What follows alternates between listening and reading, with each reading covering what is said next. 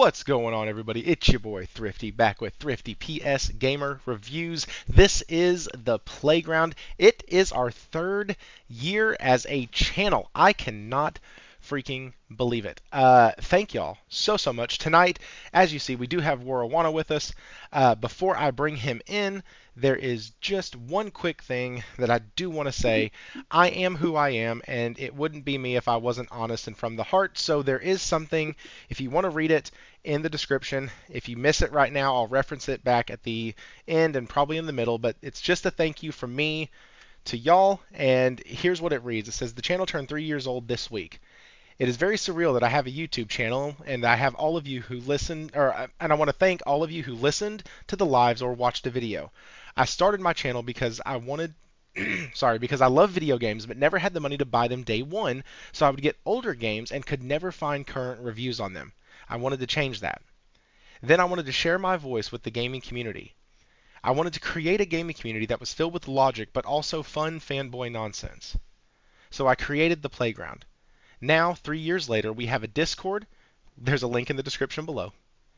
The channel has become monetized and is supported by the community. You can become a member in the description below. We constantly have amazing guests on here. Finally, thank you to my members, the Sleeve Monkeys. These are the people who give their money and their time to support the channel. Thank you. And guys, I know you might be like, oh, why is this dude doing that? To me, that's what I think of, and that's what this means to me. This was something fun that turned into something special. And so every single one of y'all are a part of that. Hero Down Under, Wara Wana, who's our guest tonight. Faulkner will be here a little later. Goku 1973, Josh Ayers, Ace, Quadruple Zero, every single one of y'all. There's so many more. I'm sure they'll pull in here before too long. Tonight, guys, we have a ton of topics. And funny enough, I don't think Xbox is getting mentioned, but maybe a few times. Maybe they catch a couple strays. But right now, this is about PlayStation. This is about the gaming industry as a whole. This is about the Switch 2. For the love of God, please do not come and yank this video. This is about The Witcher. We are staying pretty far away from Xbox tonight. Now, we will be talking about some fanboys, but we're going to be talking about the PlayStation ones because some of us are making others of us look bad, and I don't like it.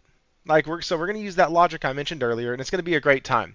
If you could hit that like button, guys, I really appreciate it. It helps out a ton. Also, share this out, and let's dive into the guest. Wara Wana, how are you, sir?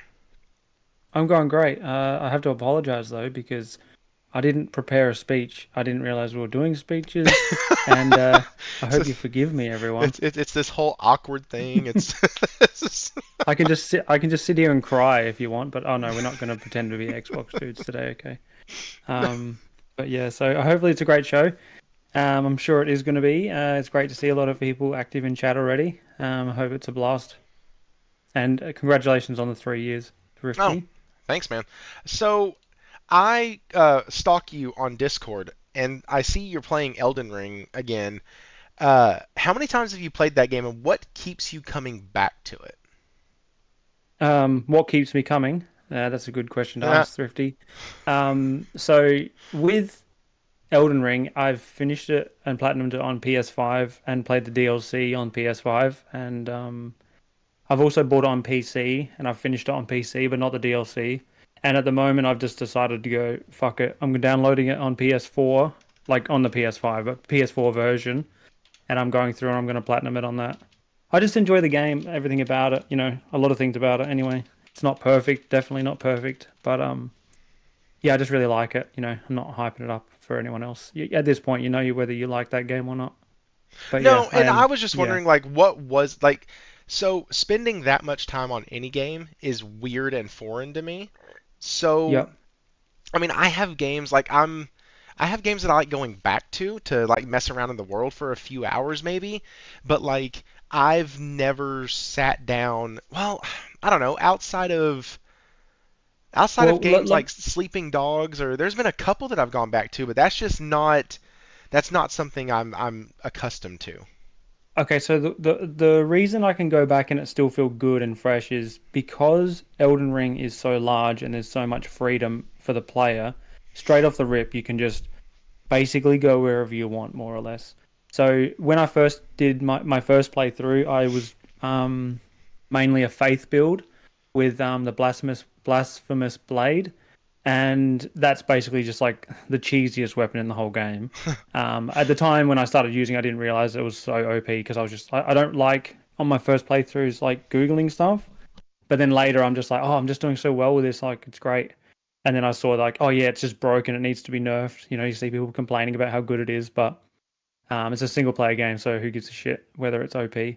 But then when I played on PC, I did a Moonveil like magic build. So it's like mainly using a katana and using the special attack of the katana, and you build up a lot of intelligence to do more sorcery magic. For people who don't understand this, it's like you're basically a mage who wields a katana. So I just finished that, and then now I'm going through on the PS4 version. I'm going to do a more of a blood loss build, which is going to be like dual katanas, so still a katana build, but I'm thinking maybe I'll instead of that, because I'm only just starting it again. I'm only like 3 hours in. I might just change my build to just be a shield and sword build. So I do a Sword and counterattacks board, baby. maybe. Sword and Yeah. board. That's Yeah. So that. I don't That know. I was don't know. my I'm just motto yeah at the forever. moment. Just Yeah, I haven't like fleshed it out. I'm just getting everything built up. So like running around, just getting all the like really powerful spells and stuff running around. And the reason I also played is I have a sim rig set up for my setup. So I've got my PS5 and my PC in one, and I've got three screens all on one desk, right? And two of them are connected on a multi-arm thing where I can adjust them to any height and any like, angle. And so I can sit in the middle on the sim rig seat, and my kids can both play Elden Ring, one on the PC, one on the PlayStation, on their own account.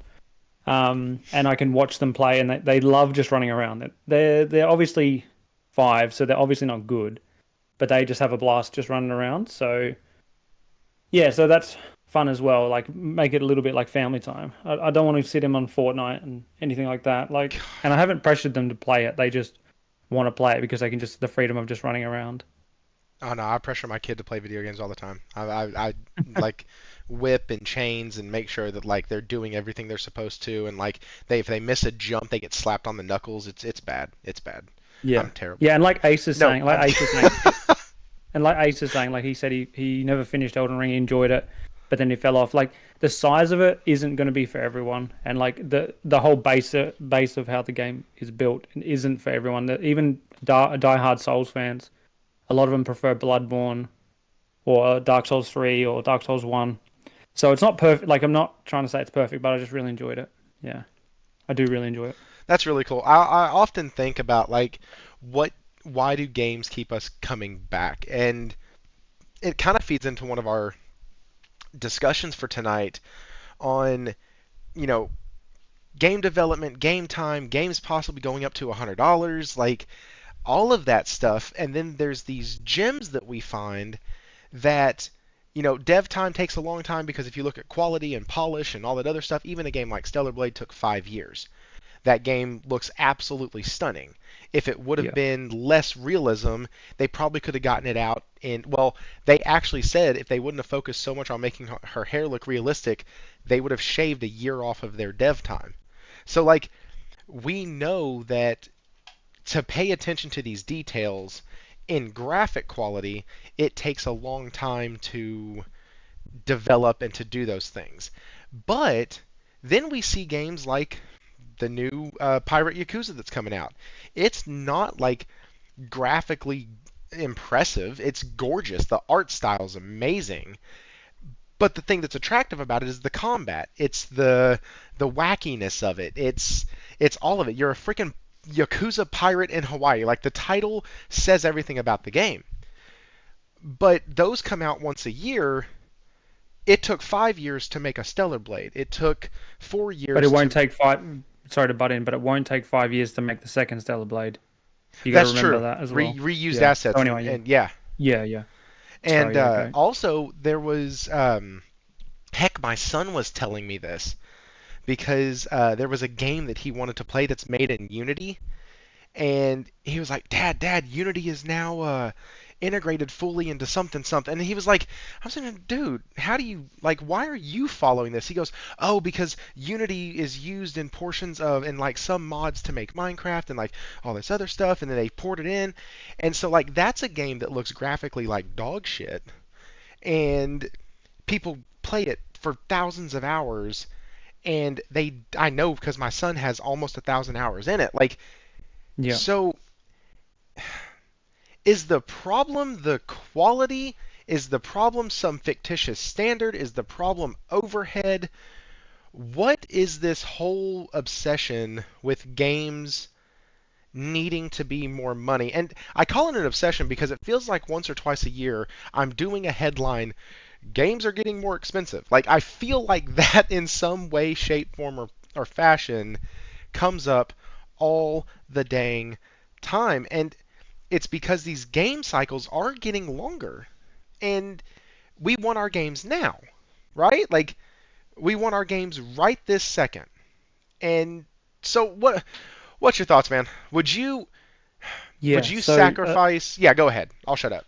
y- yeah. So, like, quietly, without the industry heads hearing it, I would pay up to $100 easily for a game, which is good. Am I Yes. saying that I am happy for game prices to go up? Hell no. If they were to ask me, I'd say no, I'm not spending any more. But I know that, like, for example, Elden Ring or Dragon Age Origins Remastered, if that came out and they said they wanted $100 for it, I'll probably pay for it, right? Depending on the games that each person likes, is that what they value something at. Which is why when people say, oh, that game's not worth $70, it's like, yeah, it's not worth $70 to you. To And you. like I shit on Astral Bot for winning Game of the Year because I don't agree with it. But am I saying that's wrong? No. Am I saying the game's not worth what they asked for it? I believe it was $70, right? I bought it. I'm happy with the price. Like everyone has their own determination of value, which is why I think Astrobot was 60.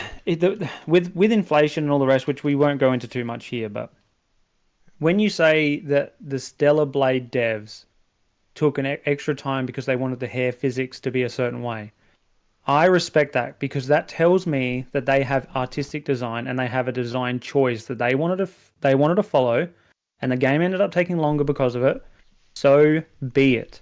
If you have something that you are passionate about as a developer, go for it. I am not the biggest fan of turn-based, and I wasn't interested at all in Baldur's Gate because I'd already played Divinity, and I wasn't like completely hung up on, like I wasn't amazed at it. I was just like, oh yeah, this is really cool, but it's not really. I'd rather be playing something else. So it's not that I didn't like Divinity Original Sin. I was just I was there going, I'd prefer to play something else, right? So when Baldur's Gate 3 came out, I was like, oh yeah, I'm not really keen. And then the devs shat on the industry about being price gougers and fucking microtransaction whores. And I was like, you know what? I'm buying that game, and I'm just gonna play it as much as I like am interested in playing until something else catches my eyes. And so like they got my money simply because of their ethos and their belief of like selling, make a good product and it will sell. So because I want the industry to do well, that's what I could do. So I did it. Yeah, yeah. Divinity was good. Yeah, Ace. Divinity was good. Like I did enjoy it, but what I'm saying is, I wasn't sitting there going, "Yeah, I love it." Sort of like if you give me FIFA for free, I still won't play. Sorry, FC 24, I still won't play it. But that doesn't mean I'm saying that the FIFA games are bad or the FC games are bad. Oh, I missed Same. something. Yeah. Sorry, real quick. I missed Josh. Yep. Member for 8 months. Happy anniversary. In no time, we will be at 1 year. Yes, we are getting close to that 1 year. And so, yeah, don't call it FIFA. We that's almost worse than me mentioning Nintendo. Uh, Yeah. but Oh, but like college football, like like whether a game was good or not doesn't mean I'll like it or not. Like specific games, I'm pretty picky to be honest. And I'm always thinking, is there something else I'd rather be playing? Like I'm playing Call of Duty, for example, and that comes out every year because they've such a massive amount of dev teams and stuff like that. But obviously that's got issues, so it is what it is. But yeah. that's the downside. So somebody in the chat said that they couldn't see themselves paying $100 US because it's 147 for them. And so I'm sitting here because they're in Canada, and so I'm sitting here like, okay, but Hang on, sorry. Before you continue, Thrifty, games God of War Ragnarok, for example, and Sony first party games are 125 US dollars in Australia. Sorry, not US dollars, Australian dollars. So when we go to the shop or we're looking at our PlayStation store in Australia, it's 125 of yeah, our but y'all currency. include tax. Yeah.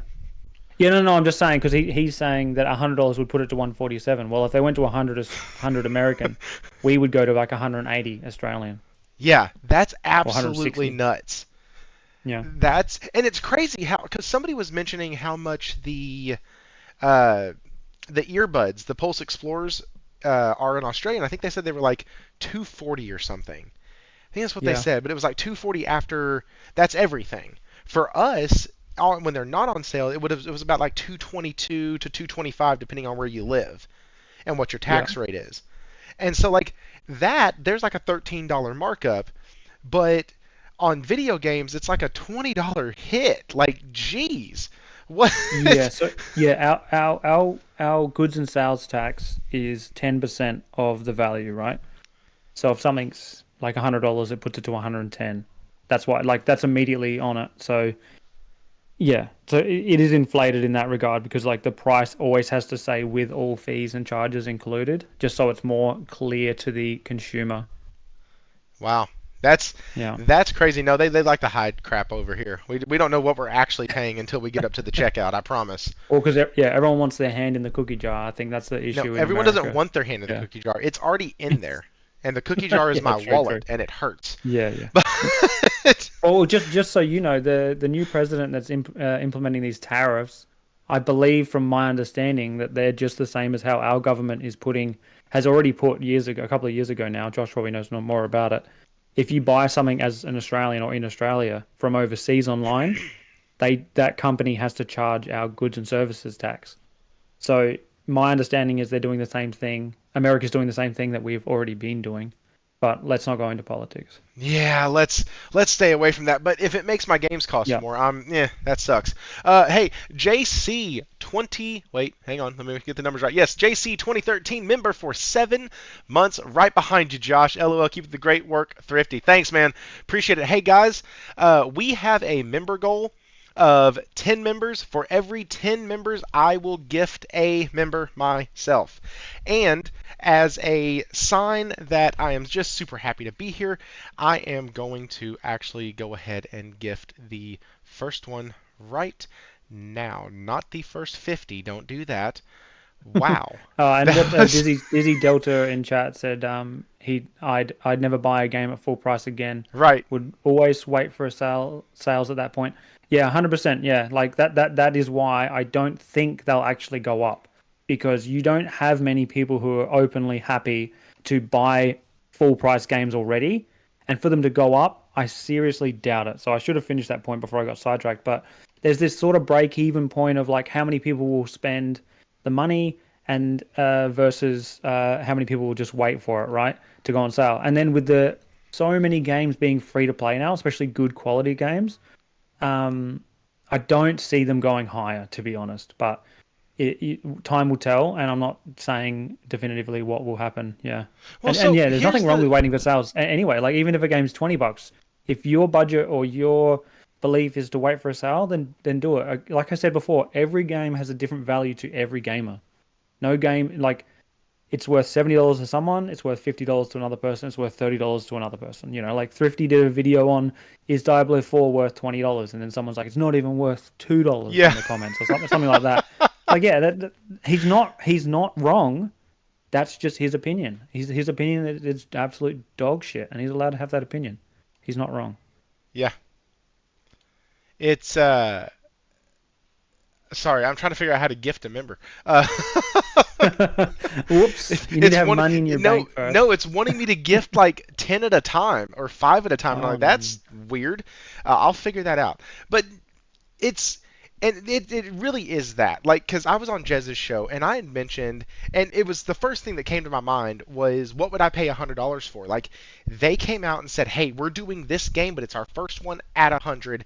What is that would hit? And for some reason, in my brain, I said, if they went and gave me like a Ezio the After Years or an Ezio auditory the years between where you can like see what happened after and not just the small video that they did, like I would buy that game at $100 and I wouldn't even think twice about it. Like, Yeah. And but can I just yeah, go yeah, ahead. go, yeah. Go ahead. No, no, no, Oh go. yeah, Hero said another good thing in chat. If the price of all games go up to $100 US, the choice for me is simple. I'll just be buying four less games every year. And see, this is actually something I really wanted to talk about, and I agree. Hero's dead on. That will happen for a lot of people, right? They won't spend more. They won't like buy the same amount of games for 100. They'll buy less games, each at like whatever they end up being, right? The problem, in my opinion, with the industry isn't just live service. It's overall there are so many dev studios, which is why we're seeing so many fail and shut down. Because no matter how, if out of nowhere they created 30 more studios and they went, let's all make AAA games, for example, and then in 3 years' time or 5 years' time, we have 60 AAA games that are all amazing come out. They can all be, let's say they're all, this is fake. Like, this is just a theory. I mean, like a fake scenario. All of them are a 10 out of 10. They're all perfect and they're all like Game of the Year contenders. Even though that's the case, they are not all going to sell 10 million copies because the gamers only have X amount of money to spend. So that's why you see Sony, like, I'm I'm not a Sony fanboy, but I feel like I understand their marketing, which is you don't market four different AAA bangers all at once. If you look at their marketing, they push their one game at a time, and everyone's always begging for a roadmap. And I'm not denying that you love roadmaps, but the roadmaps getting people hyped for four different games, it increases, in my opinion, chances of you going, well, maybe I'll wait for this game. No, they want to hype Spider-Man 2, so you get on the hype train, you get it, you buy it, you finish it, and then they start hyping the next game. And then if you have like Stellar Blade coming out, you don't want to make it so that you're hyping your next like project while they're trying to sell Stellar Blade, because Sony's trying to say we're going to help you sell copies on our console, which is why they did the exclusive deal. So yeah, like Hero's making a good point. Like it doesn't, like they can put the price up all they want, but the amount of money people have budgeted to spend won't change. And like we're not counting the whales, because the whales aren't buying 50 different games a year. The whales are spending 50 times the money in one game. That's the difference. Yeah, Yeah. I don't know, man. For me, it's all based off of quality. Like, and that's I don't want every excuse me, I don't want every game company to charge $100 for a game, but I understand why some will. But then the pushback is if we have a game like Clair Abstergo, or I'm sorry, Expedition 33. If we have a game like Expedition 33, comes out, looks gorgeous, beautiful art direction, has wonderful combat, great RPG elements, all this other stuff, awesome story, and it comes out at, I think it's coming out at $50. Like, and then you look at a game like a, I don't know, say a Spider-Man 2, okay? Yep. Yep. It's going to come out at 70, and you can visually see the difference. But the problem is when a developer looks at a game like, and I'm just going to throw it out there just because it's the worst thing I can imagine, looks at a game like Redfall and says, hey, that Joker's going to be $70. And you're like, but wait a second, Expedition 33 is 50 and it looks and plays and runs way better than your crap at 70. What's the deal? And now they're going to want to take those games to 100. That's what I have a problem with. Like, Yeah, for sure. Yeah, yeah. paying Some of for them are laughing if quality they is think they're gonna. okay. Yeah. And see, yeah. So like that's a downside as well. With okay, so Redfall releases. A lot of people played it on Game Pass. Anyone who's subbed to Game Pass to play Redfall lost. Let's say they spent $10 on Game Pass for the month, and Redfall came out as it was, and it was that bad. You can't refund Game Pass, that $10 is gone. Whereas this is just an example as to why I don't like subscriptions. And then Concord, people who bought Concord all got refunded. If Concord was on like a Game Pass service, you wouldn't have got refunded. You would have just lost your month. You know what I'm saying? So yeah, like the idea that these people are going to start charging more money, it's like first you need to prove you got quality before you can start upping your price. And that's why GTA is like the only one that has the respect to be able to increase it. So yeah. Mr. Grimm said something good as well. Mr. Grimm said, yeah, most gamers only have a certain amount of time to game and also will spend a certain amount of money. So yeah, the time constraint's another thing. Even if they made those 30 extra studios that I was talking about, and they made all those 10 out of 10 bangers, people only have a certain amount of time. You can't finish more games in a year just because there's more games. Not everyone has infinite time. No, there's some gamers that have figured out an infinite time glitch, but there's like for the rest of us, it doesn't work. Like I am happy when I'm actually super happy when I get 15 to 20 hours a weekend. Like generally, it's about 8 to 12. So, and Nelson, I think Nelson nailed my chat's just going away now. I don't know why. Was it they want to do? They want to tell you what's for dinner tonight and not what's for dinner Saturday. Yes. It's something like that. Yeah, Yeah, they want to focus on what's for dinner tonight, not on Saturday. Yep. Yeah, that's right. That's a good way to just put it simply, easily. Clearly. It's a thing that, on one end, and we've talked about this before on the channel, and then we'll move on from this. But on one hand, you have $100 games, and right now we're paying $70. On the other hand, if you account for inflation, we should be paying a heck of a lot more than $70. Yeah, sorry to interrupt you. I don't really like the logic of just factoring in inflation because it's not really. I don't believe it is correct. If you do like a basics of business thing at high school, you sort of learn that depending on total expected sales, you get a different break-even point as to what you need to sell something for. And the expectation of selling 10 million copies wasn't as prominent 20, 30 years ago. So they were making more money off each copy, but they were selling less copies on average. Sure. But like that's not like completely true. Obviously, some series were selling a lot, but yeah. Anyway, but yeah. Okay, anyway, sorry. Let's take that a little bit because we can flesh this out and let's go to. Let's not talk about anything outside of entertainment. Let's go ahead and talk about movies. Okay. Yeah. You used to be able to go and get a Blu-ray for $15. You used to be able to go and get some of them for $20 was the top, and that was usually the one that came with the copy or the digital code. You get them for $20. If it was a Disney movie, it came with the Blu-ray. It was $25. And now those things are $35. That is $35. So you think about it, that's what is that? 1/3 increase in price from back then to now.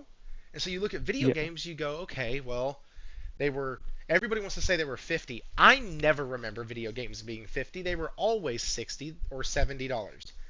I remember some Nintendo games being $80. Like, that was why it was such a big deal during the PS3 era when Sony was like, hey, we screwed up real bad. We're going to drop all of our first-party games to like $49. Yeah, but $39. See, you're sort of proving my point though. Okay, so you're sort of proving my point because the reason they've gone up so much is because no one is buying the Blu-rays. So you just prove my point but it's a reverse graph. Less people buying Blu-rays and DVDs, mainly Blu-rays. So now they have to make more. So the cost each one. More on each one, yeah. Huh. That's not inflation. That's not really inflation. That's going up because no one's buying them. And just to, like look at limited run games on certain games that don't expect to sell very much. But they still charge $30 for it on Amazon Prime or on a digital marketplace like Fanboy. Because they can. Because they can. And that's why Microsoft, for example, is the first company who would want this to happen, $100 games. Right? I know we're not talking about Xbox, but Microsoft. We'll just talk about Microsoft then. Because they have a subservice that wants to say, look how much value is in our subservice, they benefit the most from games going to $100 because they'll say, If you don't want to spend 100, that's fine. Come over here, darling. Get our Game Pass, and it's free on your Game Pass subscription. So that's they wouldn't be the ones to put it first. They know that they can't handle that backlash. But if GTA does it, then other people will follow. Well, Just like how 2K basketball was the first to do a $70 game. well, no, that was PlayStation. Remember, it was PlayStation. PlayStation's fault. They're the reason, they are the sole people responsible for $70 video games. And I won't, Sony told 2K to do it. right. So I was in yes, the room. I was in yep, the room. I was there. you were in the room when it happened. Yeah. No, it's that whole like dynamic that's just like, yes, once the levee breaks, it's broken. And you're going to have some devs who are like, oh, great. We can now dump an extra $50 million into our game, $30 million into our game because, oh, we can raise the price up to $100 and it's going to be great. That, Yeah. that, Oh, sorry. JC 2013 said, "You're not wrong, but PS Plus kind of does that as well. They definitely do it with like the smaller titles. With like smaller titles like let's say like Stray, like a day one release on PS Plus Extra or whatever it was. They definitely do benefit as well. But because obviously the whole ethos of Game Pass is day and date with their first party titles, that's why I sort of meant them. But yeah, any subscription service like that, like Thrifty was saying about how the movies are still $30 to buy digitally on the sub service. Obviously, they're trying to say like, if you want it, buy it. If not, we don't care because we want you subbed regardless. because you're still because you're still Either way, they giving get their us money. money, right? Yeah, yeah. Either way, they get you. Like I was, yeah. I saw a This is meme a little bit. earlier with two fanboys. One was an Xbox fanboy, one was a PlayStation fanboy. They were arguing, and then like the photo split, and the bottom half showed two execs, one from Sony and or one from PlayStation, one from Xbox, both kicking back, drinking a beer, having a good time. I was like, that's probably more true than any of us actually. PlayStation knew that Xbox games were coming to PlayStation well before any of us did. Like, well before any of us did. And we sit here and we console war and we fanboy out and we do all this other crap, and honestly, they sit there and their whole job is just to take our money. That's their job. And so they get to look at us while we're console warring, while we're fanboying, and they just laugh. They clink their glasses together and have a great freaking time watching us be morons over their brands. So, not that it's not fun, because it is. But if you're a super fanboy, like, please take off your glasses. There might be some stuff at Sony, or I'm sorry, rather at PlayStation, that really does need to be addressed. Even if the sky isn't actually falling, there's some things that need to be addressed. And I will say, can I say something though?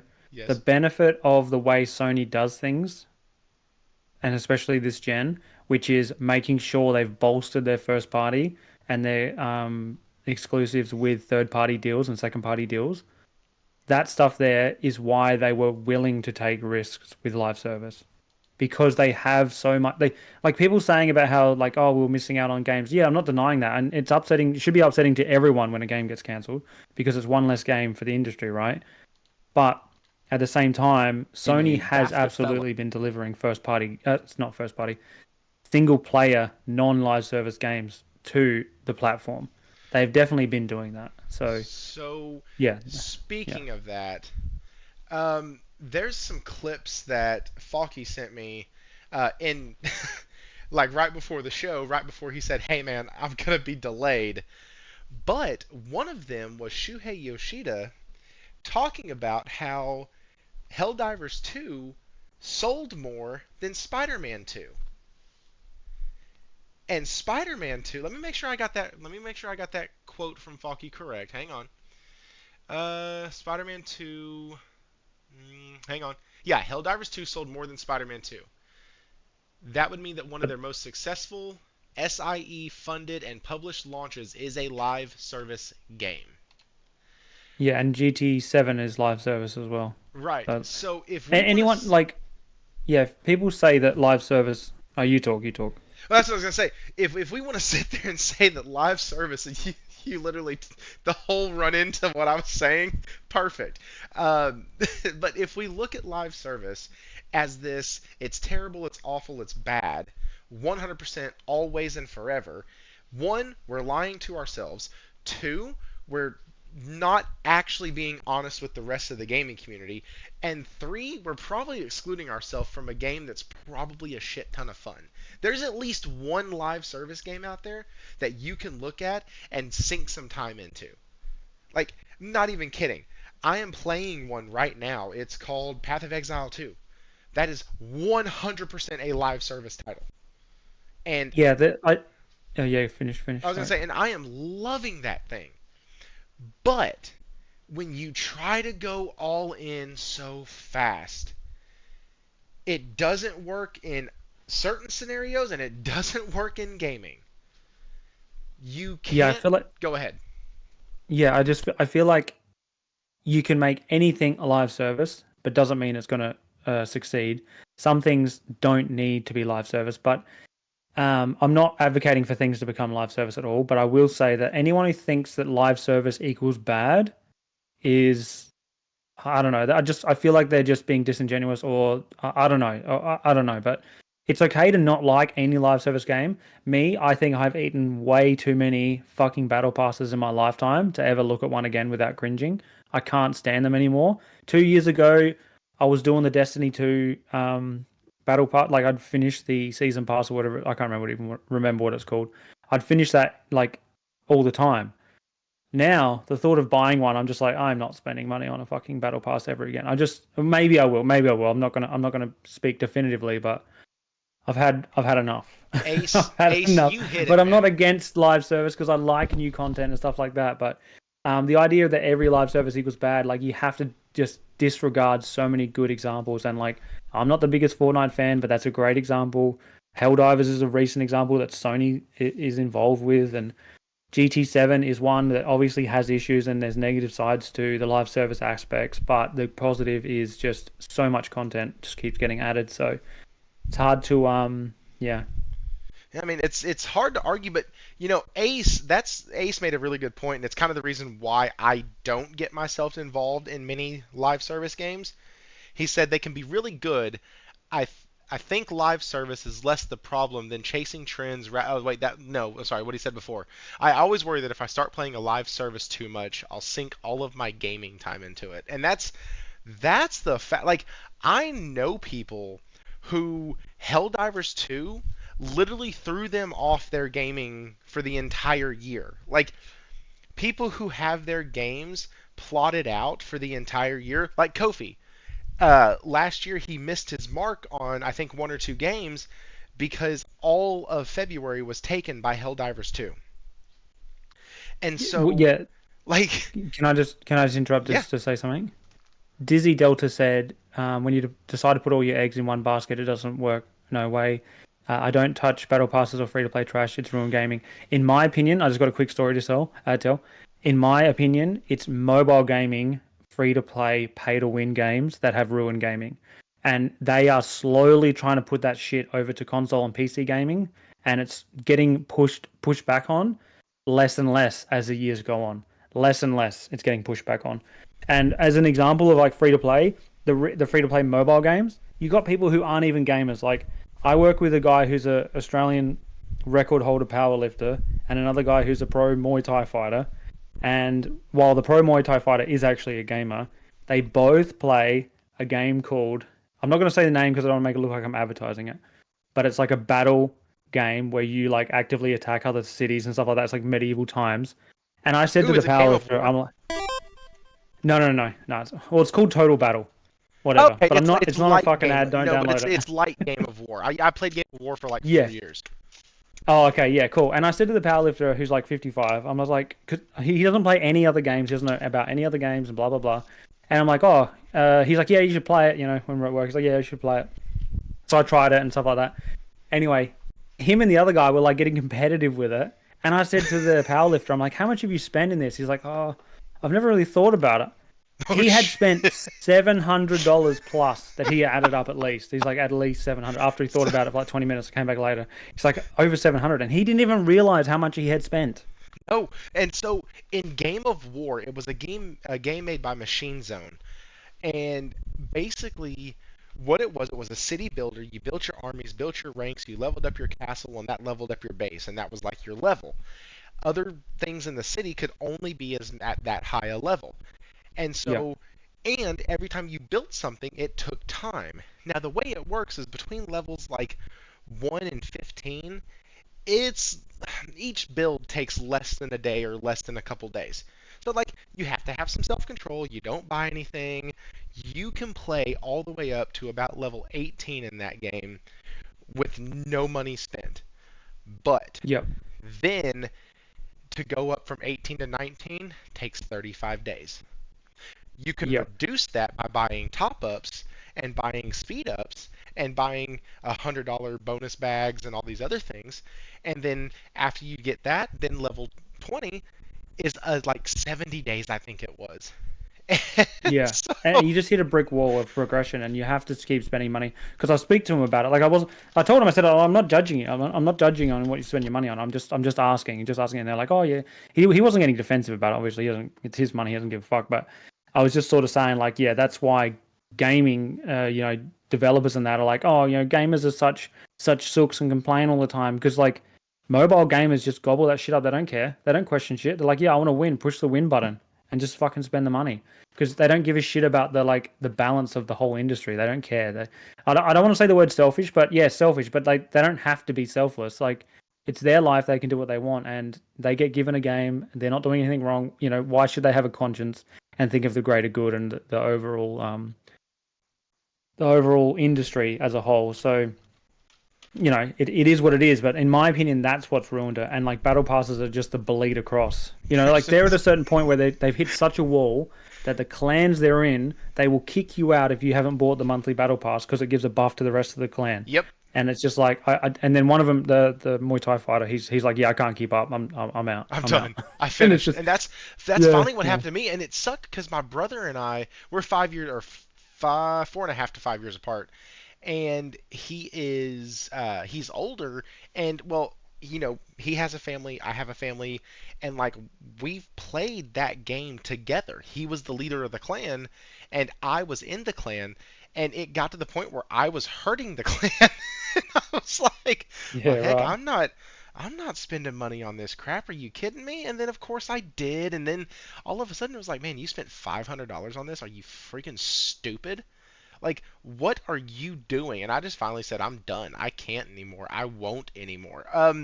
RPG88 with the one gifted member. Thank you Noise. so much, dude. Looks like Parisia XP got that gifted membership. Also, some of y'all have subscribed recently.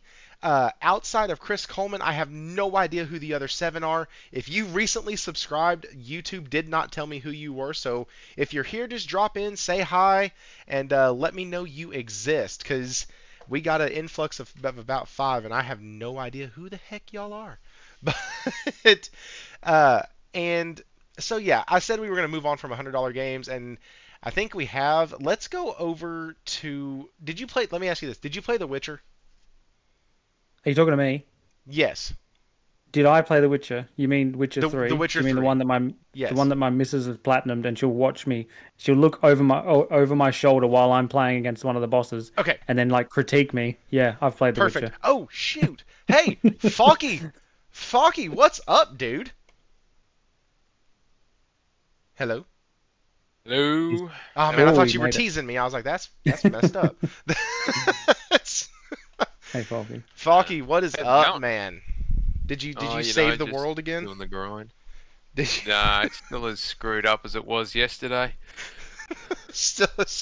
Hey, did you not know that everything's better now, right? Everything Is is it fine. really? Yeah, sure.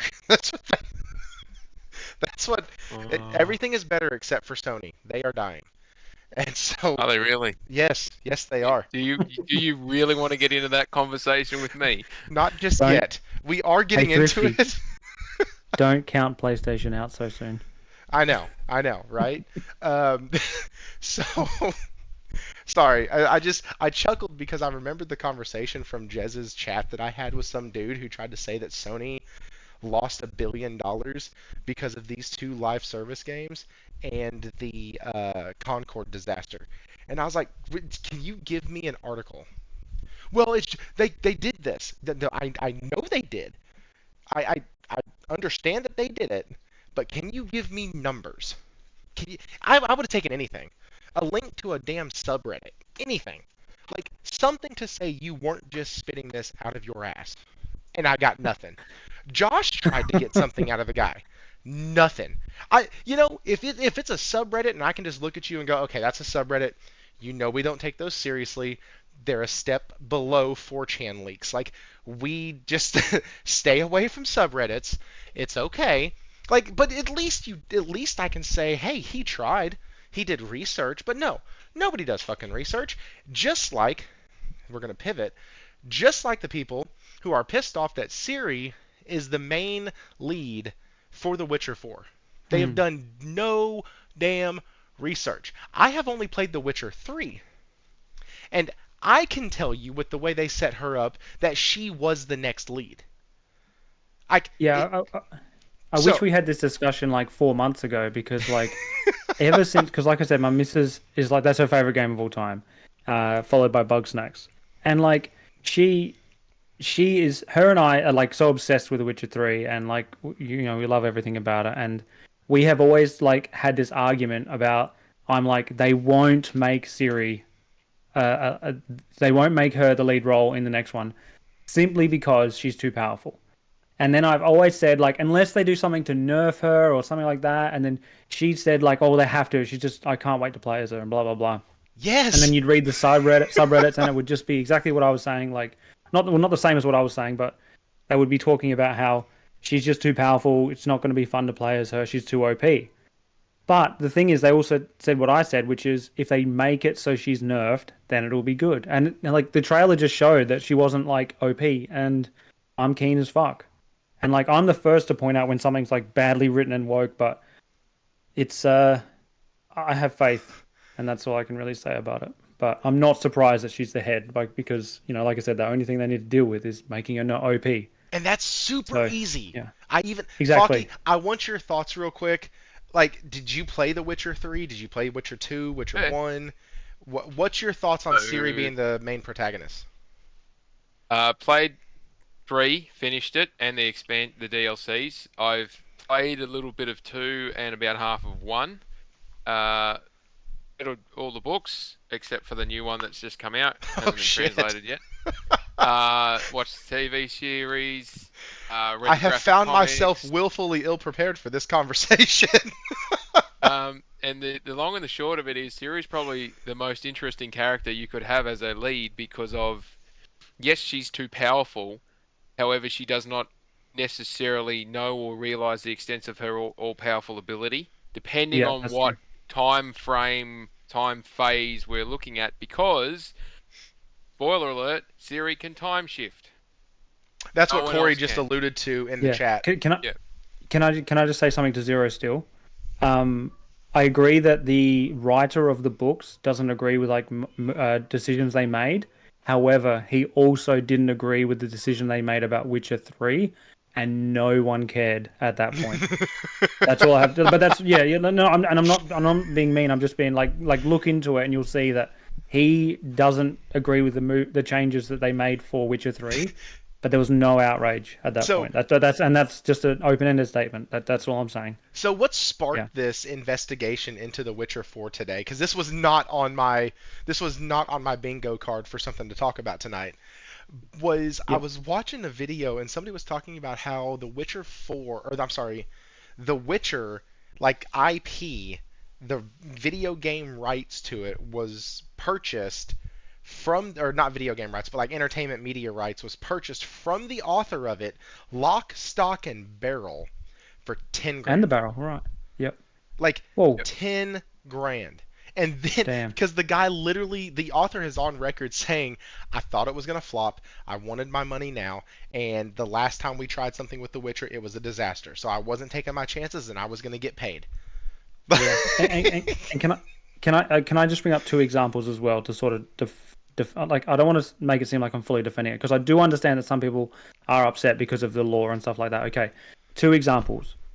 One, which I just forgot. What was it? Fuck. Lord of the Rings. Lord of the Rings. If J.R.R. Tolkien was alive when Lord of the Rings movies came out, I don't think he would have agreed with everything that Peter Jackson changed, like at all. Because like like the Witch King breaking Gandalf's staff, load of shit that wouldn't have happened anyway. And then like not seeing Sharky at the end of Return of the King at in the Shire, like because the Sauron actually went back to the Shire, he wasn't killed at Orthanc. But things like that, like he might not have agreed, right? He was not alive to disagree. But my point is, the changes that they made the movie flow and be good. Another thing I want to bring up, another example, Valve. What's his name? I can't remember his fucking name. The owner of Talking Valve. about the head of Valve. Gabe Newell. Hey, yeah. He said that you can make change. Like we could have made Counter-Strike more realistic, but more realistic doesn't mean more fun. And you shouldn't lose sight of fun or like a good game, right? If they make changes to The Witcher and they make it so that her elder blood is completely nerfed by taking the trials, Yes. and that makes coherent sense in the story, and will. it's good, and she's not just poorly written, and the story's not poorly written, then I have no issue at all. But I also acknowledge people's distress and frustration who are lore purists. I do respect that, and I'm not saying you're not allowed to be sad or upset. So I will add to challenge, thought provoke, off the back of what you're saying there. Yeah. And I think they're very good points, very well made. If someone's got the rights to a universe, or someone wants to write something in a universe, no different to comics because you get multiple authors there, or Clive Cussler books because 10 different people write those, or the Rainbow Six, whatever it is. If someone has thought up and put out there, this is the universe, Harry Potter universe, Lord of the Rings universe, Witcher, doesn't matter. This is the universe in which this story exists. As long as you're consistent with the rules of that universe, does it really matter if you're not retelling a story that's already been told? And this is the bit that irks me the most about this, when particularly with The Witcher, and people get, it's got to be the book. Like the Cavill left the TV series for a couple of different reasons, but the main one being it's not in line with the story. We're not telling the books in movie form. And everyone was up in arms about the Last of Us TV show not necessarily being exactly what was in the game or exactly what the law. It's a different way of telling a story. You're free to roam within that universe. But if you tried to make a game that actually reflected all the different books for The Witcher, they would flop because they are notoriously slow books. They are horrendously slow books to read. One of them's got half the book is just about an engagement between two political powerhouses doing a remembering, like a time shift now and then, a reflection piece about particular parts. It's got nothing to do with Ciri, nothing to do with Geralt, nothing to do with any of the main characters. That's not even going to make the TV show. I'm certain that that's not going to show up in the TV show. But it's not compelling stuff. But if you've got a universe that's got a character with these key traits, or these set of characters with these key traits, and these animals or these monsters or these locations, and this is the kind, you've got the skeleton, and all you got to do is flesh out the story from within. Why is that a problem? I don't see the issue here. If someone took a concept and made it more enjoyable for others, what's the problem? So Yeah, exactly. I agree. Ever since, Just make it good. That's my ethos. right, like ever since Don't stuff it up. Well, Just make it good. If they can take, so one of the things that I've talked about before on here is that if they can, at the beginning of every sequel, right? If you've used the same protagonist, what they usually do is you start off the game within the first little bit of tutorial with all your weapons, all your armor, whatever, the way the character looked at the end of the first game. And then something happens, and then you lose all your stuff, and then you got to go back to the castle and find your sword and get your shit. Like, that's how those games play. And usually it is some flimsy-ass reason why you've lost all your crap. Like, oh, you fell into a well, and when you come out, all of your stuff is gone, and you have a club. Congratulations. Like, they don't really tell you why. And Wara, you hit on it 100%. Becoming a Witcher, going through the trials, all of that drains her of her power, and she is now on a mission or quest or whatever to regain that. Ever since I finished or got damn near to the end of Witcher 3, I have been begging for a sequel. I have been wanting it. When Cyberpunk got released, I was super mad that it wasn't, or got announced. I was super mad it wasn't The Witcher 4. I've been wanting it to be Ciri the entire time. She's my favorite character from The Witcher outside of Geralt. And I really like, and I want to read it real quick, and I have it highlighted so folks can read it also. But I want to read what the game director had to say about Ciri and how this all took place 9 years ago. We can talk about Interstellar possibly having an agenda. Cool. We can Intergalactic. whatever. Sorry, The Interstellar's a movie. I yes, sure. My bad. Like, Sorry, sorry, go. that's how much that game is off my radar until I hear more about it. I try to keep it away from my mouth as much as possible. But here's what they say. Uh, the game director Sebastian Kalimba added that Ciri is younger than Geralt. Players have more freedom to define her character in a way they couldn't with Geralt. This also affords developers more space to explore her character. While both I can't say that word, Mategra and Kalimba acknowledge a potential backlash from some corners of the internet, those are the corners that are stupid. Focus your energy on a game that's actually terrible for pushing ideologies, not this one. At Ciri's role as protagonist in Witcher 4, they insisted Ciri was always going to be the game's main character. Well, what do you mean? Well, I'm glad you asked. He continues that there was an intention behind this choice. It was far from roulette. It wasn't random. I remember when we had discussions 9 years ago, we were talking about who's next. The very, very instant answer was Ciri. There are many reasons behind that. We have already mentioned a few, but she really deserves a stage, and we want players to really experience her story because she has so much to tell and so much to prove. The amount of challenges that are in front of her give us so much amazing energy to fuel to create an epic saga that we had no choice but to go with. We all felt this way, and I believe that this is the super right choice. Like, Yeah, like freaking lootly. even the ending, like some of the endings that you can get for The Witcher 3 is that you give Ciri a Witcher sword. Like, come on, like they were foreshadowing this. They were showing that this was likely to happen. And like I said, a lot of discussions on Reddit and things like that and forums about just whether or not it would work. And it's just like disingenuous to say like this was out of nowhere. Like, come on. But anyway, everyone's allowed to entitle their opinion, and I'm not saying any opinion's wrong. Problem was to say that you're shocked that they would like it's done, and I feel like this last year, 2024, was the year where everyone learnt about BlackRock Vanguard, they learnt about ESG, and they learnt about DEI. In that would one you say year, that they were woken up? the people not understanding nuance in any fucking discussion at all just want to just pile on, and that's why Intergalactic's getting hated and everything like that. And I'm not defending Intergalactic. Really, I'm just saying that this is like, everyone knows, like everyone, regardless of what side of the fence you're on, you know that everyone on either side is being disingenuous to a certain extent about certain things. And it's just like that. 2024 was the year that a lot of people who probably shouldn't have learned about BlackRock Vanguard, ESG money, and all the rest did.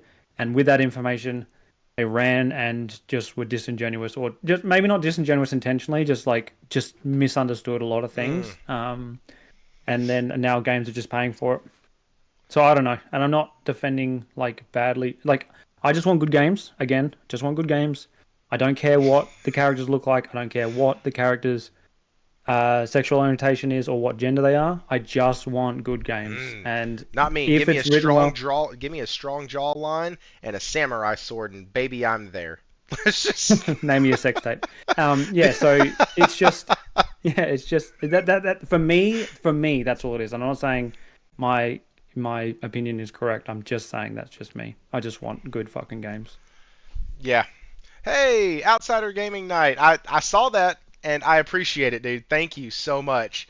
Shattered Glass 23, day one for Intergalactic. Yeah, I just need to see more. Speaking of seeing more, this is not on the docket. Did y'all see Phantom Blade Zero? Mm. Falky, what do you think? Oh yeah. I'm trying to avoid it, um, to make sure that I don't cop any spoilers. But at the same time, anytime they show gameplay, I'm like, oh yes, I could get around that. Um, it looks good. It looks like it plays well. Um, I think there's a certain standard that we're seeing coming from that region, and I don't think that we should expect it to be anything less going forward. So, Now, what do you think um, about elongated dev time on it? Like, we've been hearing about this game forever and a freaking year. It's almost like Lost Soulside. oh, well, games don't happen overnight. And it comes down to that adage of, do you tell them early and give them 2 years to wait and drip feed it, or do you tell them with 4 to 6 months windows so there's no real roadmap to see? It depends on what they're trying to do too. You go for an early announcement if you're funding it or you're chasing more funding because you need to be able to show it off as you're going along to attract more investors. But if these things take 4 or 5 years to make, like if that's the standard time frame, then that's what it costs to build these things. It's typical for most software solutions. If you're going from scratch, it'll take you at least 3 years, and that's without putting all these movements and graphics in it. Um, if it took them 6 or 7 years to realize their vision because they're working with a small team and using contractors and they're taking it piece by piece to make sure they don't blow all their funding up at the front end of it, well, that's just prudent development. But technology changes so much by the time they actually get to doing the graphical fine tuning and all the rest of it. Depending on what's shifted, a la the Mark Cerny deep dive we got a few months ago. Um, they could be working with outdated technology if you have the dev time too far back. But I don't know. I don't think there's an issue. Like, again, if you're going to announce something and 4 years later we still haven't seen it, hello Fable. Then what's the Perfect point of Dark. having announced it? Perfect Dark. That thing's had 3 cracks at a restart. You know, we got in, we got And the three multiple games cracks that are have the been announced. producers. Yeah. Well, Shit. they announced Elder Scrolls 6 years ago, and I believe my understanding is they've done that because they were trying to sell the special edition of Skyrim again, so generate hype for the next game. Honestly, that's what I feel like happened. Was that the one that Um, came with like all the Imagine community that. mods? Was that the one I that came think with all of them? no, it was. I don't think so because this is the one Because that's before the one I bought. the PS5 version. This is the one before the PS5 Oh, version. okay. Well, yeah, it was I've got it for $5, and it has all of the community mods on it. Do you mean the Legendary Edition on PS5? Did you get that one? No, it was $4.99. It was the PS4 version. I never bought Oh, Skyrim for the okay, PS5. okay. I think I have a free Okay, upgrade for it though, like to probably, yeah. PS5. Oh, Cosmic Hero with the $9.99. This stems from the recent bad publicity and adaptations of video games/books, i.e., Halo, Borderlands. I think people pile onto this crap to push their opinions. Happy third sleeve monkeys. Man, I appreciate that, dude. Thank you so much. Adaptations have gone way up in quality. Dude, they really. What's up, Lunchi Sky? They really have gone way up in quality. They really freaking have. Like, back in the day, when you heard that somebody was making a superhero game, you cringed. Now you're like, ooh, what is it? Like, who do I get to play as? Do tell. Is it Yeah. like? But adaptations have gotten better. It's one of the reasons why I'm actually excited to finally be able to see some of the characters that I've loved for so long on the big screen. Like, as campy as it was, and as weird as it was seeing Mark Wahlberg as Sully, and seeing some puny, skinny, or not puny, because he's probably like just solid as a freaking rock and could kick my ass pretty easily. But like seeing a skinnier, slender Nathan Drake, it was a little jarring. But I loved watching the movie. It was a fun, dumb, great time. And so I'm excited to see the other things that are coming. Hell yes, I'm excited for the anime that's coming. I don't even watch a ton of anime unless you count Dragon Ball Z. Like, I'm I'm stoked. I cannot wait because everything has gone so high up in production quality that I think we're ready to be able to see. Like, even the TV series, the Last Airbender TV series, my son watched that on Netflix, and we actually signed up for Sorry, Netflix. Go ahead. sorry. Can you ask Corey why is Tom Holland being a tiny man an issue? I'm genuinely interested to know, like, why. Corey, Because no, why because is I was Tom the one that Holland said twice? that. Oh, did you? Oh, Yeah, sorry, no. sorry. I was the one that said that. I'm Oh, because it's okay. just weird. Like, it's okay. Think about it this way: if you Isn't Mark had Wahlberg really short as well? yes, and that was the weird part. Like, you can't. I'm sorry. If the fictional Tom version Cruise. of the Did you know character, Tom Cruise is really short too? yes, I did, but I found that out way later after, and also he wore lifts and Uh, made everybody else slouch. Really weird. How tall are you, Thrifty? I am 5'10". Okay, okay. I'm about the same height. Yeah, Maybe a little I'm bit just taller. average, but like if and that's not even the point, but if you're looking at somebody and let's say they're supposed to play, let's say their character was 5 foot, okay? Yeah. Okay. And all of a sudden they get this big 6'3" yoked son of a gun to play him in a movie. Yeah. That's gonna look weird.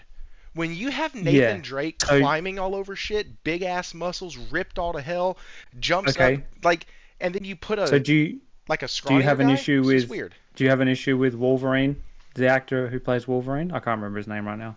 Um, What's his name? Hugh Jackman. I can't. Hugh Jackman. Hugh That's it. Jackman. Yeah. So do you have an issue with him being taller than the Wolverine's height? No, because funny enough, I know Wolverine from the cartoons and from not from comic book media, and Yeah. that his height was never really mentioned in the TV series. I actually didn't know that he was short until recently, where there was like a photo going around, and it was actually for the Deadpool movie. Uh, Yeah. they were showing like the height comparisons, and that's the first time I found out the dude was a Munchkin. I had no idea. Yeah. That's part of his name as a superhero. So did it bother you that they didn't have Mini-Me play Wolverine? No, but now that you mention it, it probably should have. It was just weird to me Oh, seeing him yeah, look I'm just like asking. that. Like, I'm just asking. I'm just it's- asking. Like, it was I just don't. Yeah, weird to I know what me. you're saying. Like, if the character was written like Harry Potter, let's say Harry Potter in the TV show is cast as a six, like a child who's like massively jacked, it wouldn't suit him being a seeker in Quidditch. Like, they would need a smaller child to play him. Right, and that and I it agree. didn't I it agree didn't what you're take away saying, from but the yeah, fun of the movie. Anyways, we got way yeah, off topic. Okay, let's bring this back. So yeah, Falky, you're here. I didn't want to start the. I didn't want to just dive right into the PlayStation is dead and dying and awful thing before you had a chance to at least wet your tongue on the Witcher. So, but now that we I did, appreciate that. I appreciate that. Thank you. yeah, I figured. Let's. Also, the Days Gone devs are becoming some of my favorite people. He said today that they still have cool shit in the works. Like, I love that dude already. Favorite guy. Yeah. Like, okay, so speaking of that, I'm just gonna flash a couple things onto the screen. So let's do this. Where is the daggum thing? Here it is. Okay, so this is first. Insomniac Games' Ted Price announces retirement after 3 decades. Thank you for 30 wonderful years. Disregard that part. The sky is falling at Insomniac. They're closing their doors now. Uh, abandoned ship, abandoned Play, ship, abandoned PlayStation ship. canceled 2 games, including a live service God of War game. That damn it, that thing cost $500 million, and now Sony is broke. PlayStation Division is not going to do a profit or anything like that. Because it's terrible. Oh, and now the Days Gone devs are just trying to convince us and gaslight us. No, guys, we have stuff still. We have cool shit. Like, see, I'm cussing. Everything is cool now, right? Like, and we're just getting gaslit. It is all on fire. Disregard every single thing that the guy from Insomniac says in his departure letter. Disregard every single financial report that you know of. Disregard what Falky sent me earlier and what we already mentioned that the that Helldivers 2 sold more than Spider-Man 2. Also disregard the fact that we, as PlayStation hardcore fan base that they probably don't give two shits about because we're not the ones that actually buy their games as much as we like to think we do, forget that we begged them, please back off of live service. What in the hell are you doing? And now that they do, everything is falling and everything is dead. I'm confused. We asked them to do this. They're doing it, and we're pissed off. I need help. And guys, I say it all the time. Everybody overseas is smarter than us in America. It's a fact. So I need help from my Australian brothers over here. What am I missing? We asked for this. Now they're doing it. Jim Ryan said, we're going to the moon with these. And I know Josh will say he doesn't know if all of them are accredited to Jim Ryan. He might be right. But like, we blame Jim Ryan for this. Herman Hulst comes in as a new coach, new leader of the team, and we're not going to give the dude a year? We're not going to let him have a year before we start going, hey, you're doing everything wrong.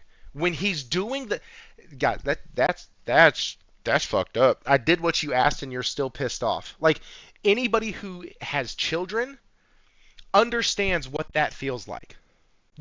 The child screams, you get them water, you get them some food, they say, hey, I'm hungry, you give them food, and they're like, well, that's gross. I did exactly what you told me to do and you're still not happy. Like, what am I missing? You're missing is people just love to complain. Doesn't matter what you do, there's a certain cohort of individuals that all they will do is complain. And there's nothing you can do about it. It's just an inevitable fact. Yeah, and it does, and you'll never get around it. That as people are given a platform to whinge and be miserable, they will have everything that they've ever asked for, and then they'll complain about getting everything and not having to work for it. So it's at that level where the people that are paid to tune in and tune out of what's the pulse of the general consumer base or the general public on something. They know what the normal tone of complaint is, and they watch for the peaks. And when something peaks beyond what would be considered just the usual background noise of people complaining, that's when they take notice. So, yeah, that's, it wouldn't matter. They could be, and I've made a point of this as well. It was kicking and screaming about they wanted Sony to do something different. They wanted PlayStation to try something different. So they did. They tried live service. And instead of taking everybody off what they were doing and then refocusing on live service, Jim Ryan and co found a way to actually fund it by chewing into their profit margins to see if it would work. Some of it has, some of it hasn't. But they've learnt pretty quickly what will and won't work in the last couple of years, and that's pretty quickly in a business cycle. And then, so they go, everyone's complaining, we don't want it. And then they have their first failure and everyone goes, see, we told you. And now they're going, right, well, the rest of them aren't going to meet the standard. We'll just scrap them and try something else. And then the same people are back going, what'd you cancel it for? See, you're in trouble. You don't know what you're doing. Yet not realizing that, in this news cycle, they've cancelled 2 live service games because they haven't met the playtest. Well, quality assurance is really working well. Let's give them their props because they've come in and said, it's not going to work, cancel it. What's Sony's mantra of everything they've done ever since day one? If it doesn't meet the requirements at the certain points in time, we cancel it. Or we take it back and try again. And people are bitching and moaning about 2 live service games that have definitely been cancelled in this last round of check-ins. But there's at least 7 or 8 other single-player or non-live service games that also got asked that they're cancelled as well. And they're not go back to the drawing board and start again. They're done. They're finito. They're finished. And find something else to try. But we only focus on the 2 live service ones because that's what people want to complain about. Well, they got what they wished for. Sony ever was trying to land 2, maybe 3 at best out of the 10 that they were trying. And if it costs a fortune to run a live service game, so if it's not going to land, you're not going to put it out in the wild to watch it die. They learnt that really quickly with Concord. Well, and real quick, let me add something to that. With Naughty Dog and the factions thing, 2 things. One, Wara Wana has a rant about factions, or he mentions factions in one of his recent rants. Y'all should go check it out because he literally makes the same argument that non-Souls players make for Bloodborne. Like, 2 million people bought the game. Why should they waste the money to remaster it? Like, it's the same. Who was going to buy it was basically the point of what Wara was saying. Like, there were a handful of people who were super excited, but there were a lot of people who weren't. But Naughty Dog came in and they made the choice. After Bungie came in and said, hey, y'all are going to have to, like, devote X amount of people to this. They said, you know what? We don't want to become a live service studio. We're not doing that. And they canned it. They stopped. Go ahead. And adding what David had said, some people can't be made happy. Like, they literally are just cycling themselves through, just hating everything, right? And just wanting to be mad because they can't have a cohesive thought in their brain. So what was the alternative that they would prefer? They'd prefer Sony to release bad games that flop and have all the consumers buy, like some of them buy in and enjoy it for like a week and then it flop. Or we should be happy that they cancelled these projects. So many other games would be cancelled. The only reason I take issue with Phil Spencer back in like 2018, I think it was, saying cancelling Scalebound was because they wanted to push out like that type of game for the platform, but also because he was saying that it was good for gamers. And the way he worded that just really didn't sit right with me. But cancelling a game because it didn't hit as, like quality assurance or like playtesting standards, we should be glad that it didn't get any further than that. We didn't see any marketing material. You can't really say you were overly hyped about it. We know fuck all about it except for it was a God of War IP. What are we doing here, really? My main issue with it, though, is that obviously every time... I mean, gaming in general, you can, no matter what type of game you're making, there is a chance it's going to fail anyway. And all that dev time is lost, and so we've lost something. Even though it's budgeted for, we still lost that dev time, and those devs that worked on that, it's like it's behind the 8 ball for the next game, but it is what it is. I'd much rather them not ship a bad game. Like, if they ship like a Redfall, just because they're like, fuck it, just send it out to give us, like, bolster our releases, I don't like that mentality. I much prefer them cancelling it if they're not sure on it before it releases, then it's not good. You know what I mean? Like, if you're not sure of yourself, it's like, are you going to make this shot? Maybe. It's like, no, are you going to fucking make this shot? You fucking tell me right now. Well, if you're not sure of yourself, you're likely not going to get it. And here's the deal. Devs no longer have... Let me get to this super chat real quick. Cosmic Hero 250 with the 5 says, I find it funny that the ones going, aha, are the ones that are having their brand's games coming to the competition. Just saying. I mean, you're not wrong. You're not wrong at all. But going to what Wara was saying about, listen, it needs to be a home run. Are you going to knock this out of the park? Are you going to deliver on this? Because here's what happens if it's not. Let me pull back up the browser tab. Hang on. Let me get this back over here. Let me show you what happens if you don't have a game that comes out, and maybe it's a new IP. Maybe Bandai Namco looked at you and said, hey, y'all have a new IP. Y'all want to get it done. Let's make it happen. And is it going to hit? Yeah, dude, it's going to hit. Cool. Let's see what happens when a game doesn't hit. You get Unknown 9 Awakening, and you get Reflector Entertainment announced that it has decided not to greenlight work on a future project. They close the goddamn studio. It's done. There's going to result in layoffs for this studio. Like, that's what happens if you take a shot and you miss. That's where the industry's come to. And sorry, to add on to that, like with live service, it is much more volatile than just normal single player games, because you really just, if you want to take someone's time and make someone actually invest, you need to not just offer them a good story most of the time. You need to offer them a reason to invest their time to be able to make it one of their like rotating live service games. And it's just like, again, like I said earlier on in the podcast, like, if you're playing a game and you're going, I'd rather be playing something else, then you've sort of failed as a live service. It's like, I'm trying to get my daughter off Fortnite, so I've got her into Call of Duty. And like, while that's not like a big step forward, to be honest, like I'm not like sitting there saying that's a win. I'm trying to get her onto a single player game, but it's a bit difficult. So you start with Call of Duty and then you go Titanfall 2. That's how you do that. Well, yeah. Well, that's going to be the step. So she's enjoying the campaign, even though I was like, I wasn't intending for her to play the campaign. And I'm like, oh, it's a little bit inappropriate, but fuck it, whatever. So anyway, that's sort of like my sort of goal as a parent to try and get her off fucking Fortnite. As most parents probably think the same thing, get their kids off of the Fortnite. But yeah, So some anyway, sorry. people I go to church with bought their kid a PS5 for Christmas, moving up from the Switch. Better Yeah, performance, better this. They got him FC. They got him the college football game. They got him a couple of the kids really good into sports and stuff. And I was like, we were talking at potluck this Sunday, and I was like, yeah, if you ever want any like advice on what games to get, what he might be into, if it's okay, if it's safe for a child, just let me know. I've been with PlayStation for most of my gaming life, and they were like, well, all he plays is Fortnite. I said, wait a second. Y'all got him a beautiful PS5 that can run anything, and all he does is play Fortnite. And they were like, yeah. I was like, oh, well, okay then. Times have sure changed. Like, why are we spending $500 to play Fortnite? That's what I want to know.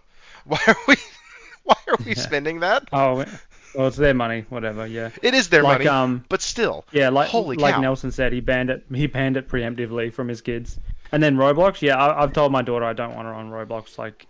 Yeah. Like I only get my daughter 2 nights a week, so she's with her mum the other times. But I've told her mum like I don't want her on Roblox just because there's too many people who are like, oh, I go to school with you. Oh, do you? Yeah. You go to school? Yeah, yeah. No, you Yeah. don't. I'm homeschooled, No, you don't. asshole. No. Yeah, Yeah, I got the same yeah, concerns with my young fella, and he's like, "Oh, Dad, this person, that person." Like, yeah, not a chance. I don't Yeah. mind him yeah, playing Fortnite. But he's, yeah, game to agree with, but to expand so that people don't think that we're bashing on Fortnite or Roblox, yeah. whatever it is. Oh, I still let my Um, daughter play Fortnite, just so you guys are clear. Yeah, yeah, I yeah. don't. Just Fuck yeah, those about. games. Yeah, we, yeah, I suck at Fortnite, so I'm hopeless when I try to play it with my wife and my son. They are brilliant at it, and my son loves Godzilla, so he's having an absolute first day that the pack was released. This is what makes me happy about gaming. First day the Godzilla pack was released on the 17th. He's straight out of bed early, and it was good to go. And he sat down. He's like, "I'm going to play one game before school, please, Dad, please, Dad." Yep, mate, fine. Usually we don't let him. Uh, Sits down. His mum's out. He's like, cool. Let's see what it looks like. And she'd already prepped him to be able to play as Godzilla. You've got to go here. You've got to jump through that portal, but you've got to be the first one to do it. And as soon as he was out of the bus, he was legging it for that spot, and he was so excited. He's bouncing up and down in his chair, and he's just carrying on. And he's please, please, please, and he's avoiding firefights, and everybody's going for it. And he's managed to get in there first, and just the sheer excitement that he got to experience, then we watched him experience. And for the next 5 minutes, he's just stomping around, destroying everything he could find, and just having a blast. It was so awesome see him so happy and excited by that experience, and he's not stopped talking about it for the rest of the week. It's been nearly a week, and he's just so excited about it. And it reminded me, like I was excited at the moment, really happy dad moment, and all the rest of it. That he's happy and excited, but it reminded me of some of my early gaming memories of the first time I playing Final Fantasy VII, and I beat Sephiroth in the first time we battled him, or Mm. playing Metal Gear Solid, the first one, and just being like, oh my god, how does this is an amazing game, or progressing through PlayStation 3, playing Uncharted, PlayStation 4, playing The Last of Us and Uncharted. It was just this flood of memories for the rest of the day. This is so cool. But to be able to experience these things with your kids, it doesn't really matter what game they're playing as long as they're having fun. And yeah, yeah, getting to experience that with them is great. But the challenge is some of the games they find fun are full of these predatory assholes that Mhm. can yeah, just they really should just be unalived. There's no yeah, need to yeah. have them on this planet. And Yep. that's the challenge as a parent with looking after kids that are gamers, is finding that balance between what do they enjoy playing and how can I make it safe. And with the challenge of online gaming and live service gaming and all that sort of stuff as well, you can only imagine the regulatory requirements and the challenges that all these companies are facing with, we want to make something available for everyone, but now we've got to add all this protection into it to allow parents to be able to see what the kids are doing, but there's a privacy issue, but we've got to make sure that no one composes this. It's like, that's a minefield that they're still struggling to get right. So, but yeah, I was just sort of tying the conversations together. I'm like, we're not bashing up on Fortnite or anything like that. Yeah, no, God, no. No, and Fortnite's We amazing. do Yeah, enjoy it, but I just Fortnite, don't want her. Yeah, I just don't want my daughter, like, it's not healthy to be stuck on one thing because if that becomes bad for her, then she well, might just get like depressed or, I'm not saying she's at risk of being depressed, but my point is, I'm like, well, what are you going to do if Fortnite shuts down? She's like, what do you mean? so And I'm just surprisingly, a like, lot of well, gamers, and this is not where the conversation was yeah, going. We were talking about PlayStation, but supposedly a lot of gamers they do fall into depression a little bit more and anxiety more than other people. And when with my son, with my oldest, he plays a game on the computer called Geometry Dash. That thing is like crack cocaine to children. I do not understand what it does to their brain, but it clearly makes a difference. And all you're doing is you're following this background music and you're jumping this little thing up on blocks, and it's like a maze that you have to time your jumps and memorize where you're supposed to go and when you're not supposed to jump and all this other stuff. But the attitude is so terrible when he's done with it that finally we were like, listen, that's not allowed in the house. You're grounded from it for a week. And it has been the best. This happened recently. It's been the best 3 days at this house I can remember since he started playing it. Because those games, when you get addicted to them, they something gets in your brain hole that if you're like, hey, I need to play this, nothing else matters. Not what you have to do for the day, not any other thing that's come out. Like, they can cause such a one-track mind that that's what we as dad gamers are literally trying to look at our kids and go, okay, I'm okay with you enjoying this. Trust me, dad's dumped a ton of hours in certain games. But we need to kind of temper this and like we need to kind of maybe, structure it out a bit differently because we're trying to protect the child in that. And because these companies like Falky said, these companies don't care. They want the child to nope, get addicted. They want the child to get that hit. And it's yeah, freaking terrible. And that's I think that's the reason tying this all back in. That's the reason why I am so against live service titles because I see every single one as it's more it's more common for them to be predatory than it is for them to be a Helldivers 2 or or a or a Path of Exile. a Marvel Yeah, Rivals even. Like yeah, yeah, it's it's way more the other. It's way more of the Genshin Impacts of the world, of the Fortnite hiding the button and making it to where to click off of it you accidentally click the purchase. Like that type of shit is absolutely insane. And so when Sony said that yeah. they wanted to do, or not Sony corporate, when PlayStation said that they wanted to do a big live service push, my first thought was, dear God, please no. Like, do not taint one of the publishers that has not been predatory with their video games. Please Mm. don't. I've already lost EA. I already lost Ubisoft. Like, it literally is like the last safe haven. We talk about all the time how you don't have to question if a PlayStation IP is going to come out at 60 FPS. There's certain things that the PlayStation studios do, be it take a little longer on game development than most of us want, but there's certain things that we know that we can get from them and that we can expect from them. And Yeah. so hearing that they were going live service, my first thought was please don't.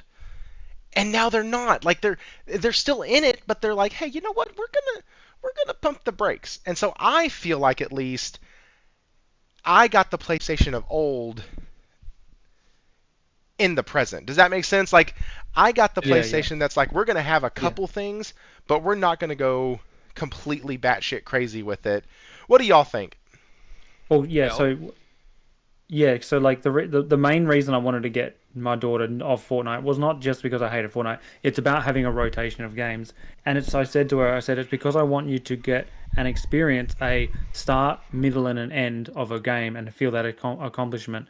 And so she gets into the routine of getting things start, finish, and ended. Because she's in high school, and I just wanted to get into that routine of more so of that, and like training her to know that there's like to finish something and feel that accomplishment. So when the schoolwork gets harder, that she acknowledges that. Anyway, it's sort of my parenting sort of thought just trying to train her like that, you know. No, and honestly, I got my kid Minecraft Dungeons for Christmas, Yeah. and he asked for a skin in Minecraft, and I said, "Son, I am not buying you a single thing in that game until you beat Dungeons." And he was Yeah. like, "Well, Dad, there's a hard boss." And I was like, "Okay, what's hard about it?" He goes, "Well, I keep running out of arrows, I keep running out of this, blah, and I'm not strong enough, and he keeps hitting me."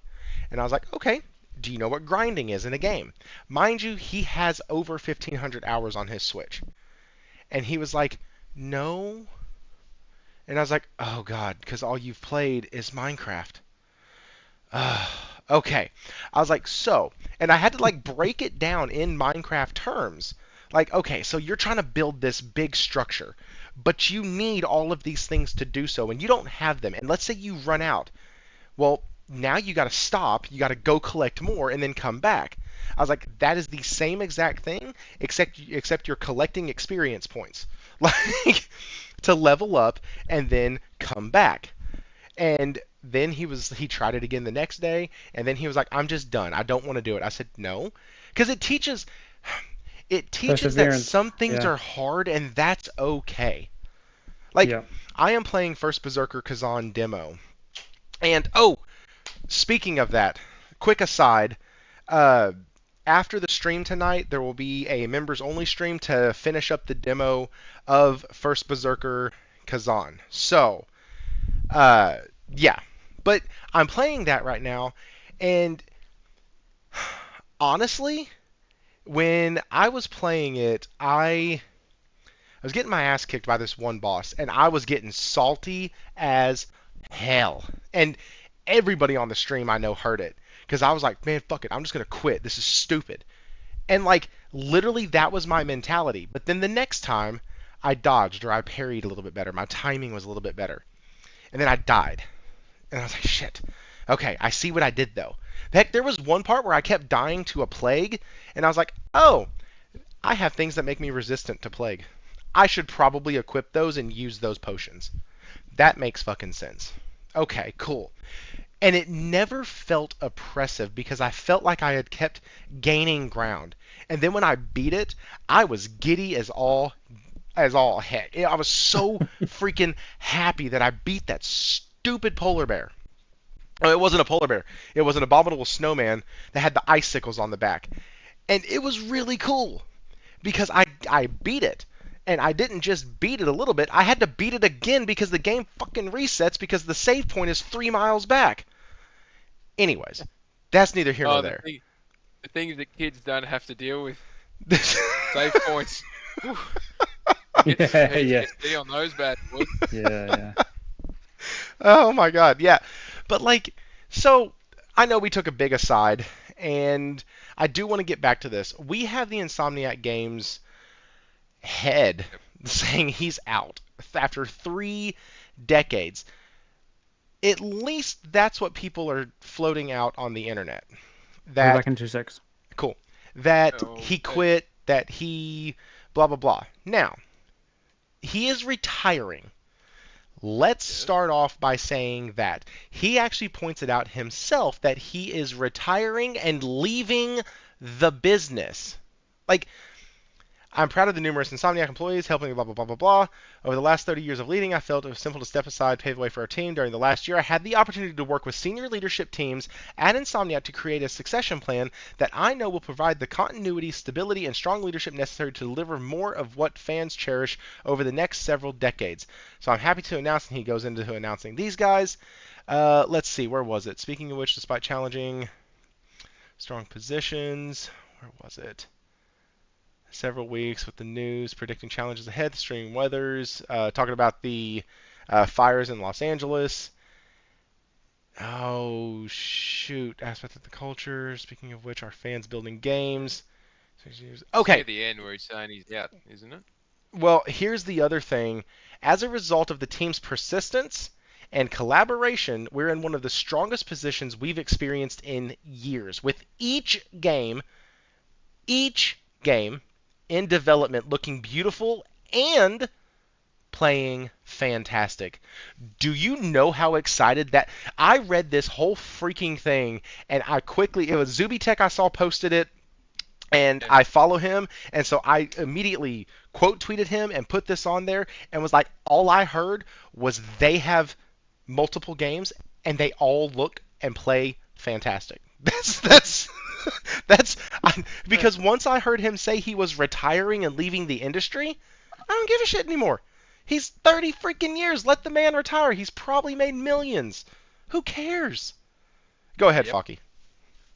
So, there's a large changing of the guard over the last 12 to 18 months at PlayStation, with a lot of long-serving individuals exiting.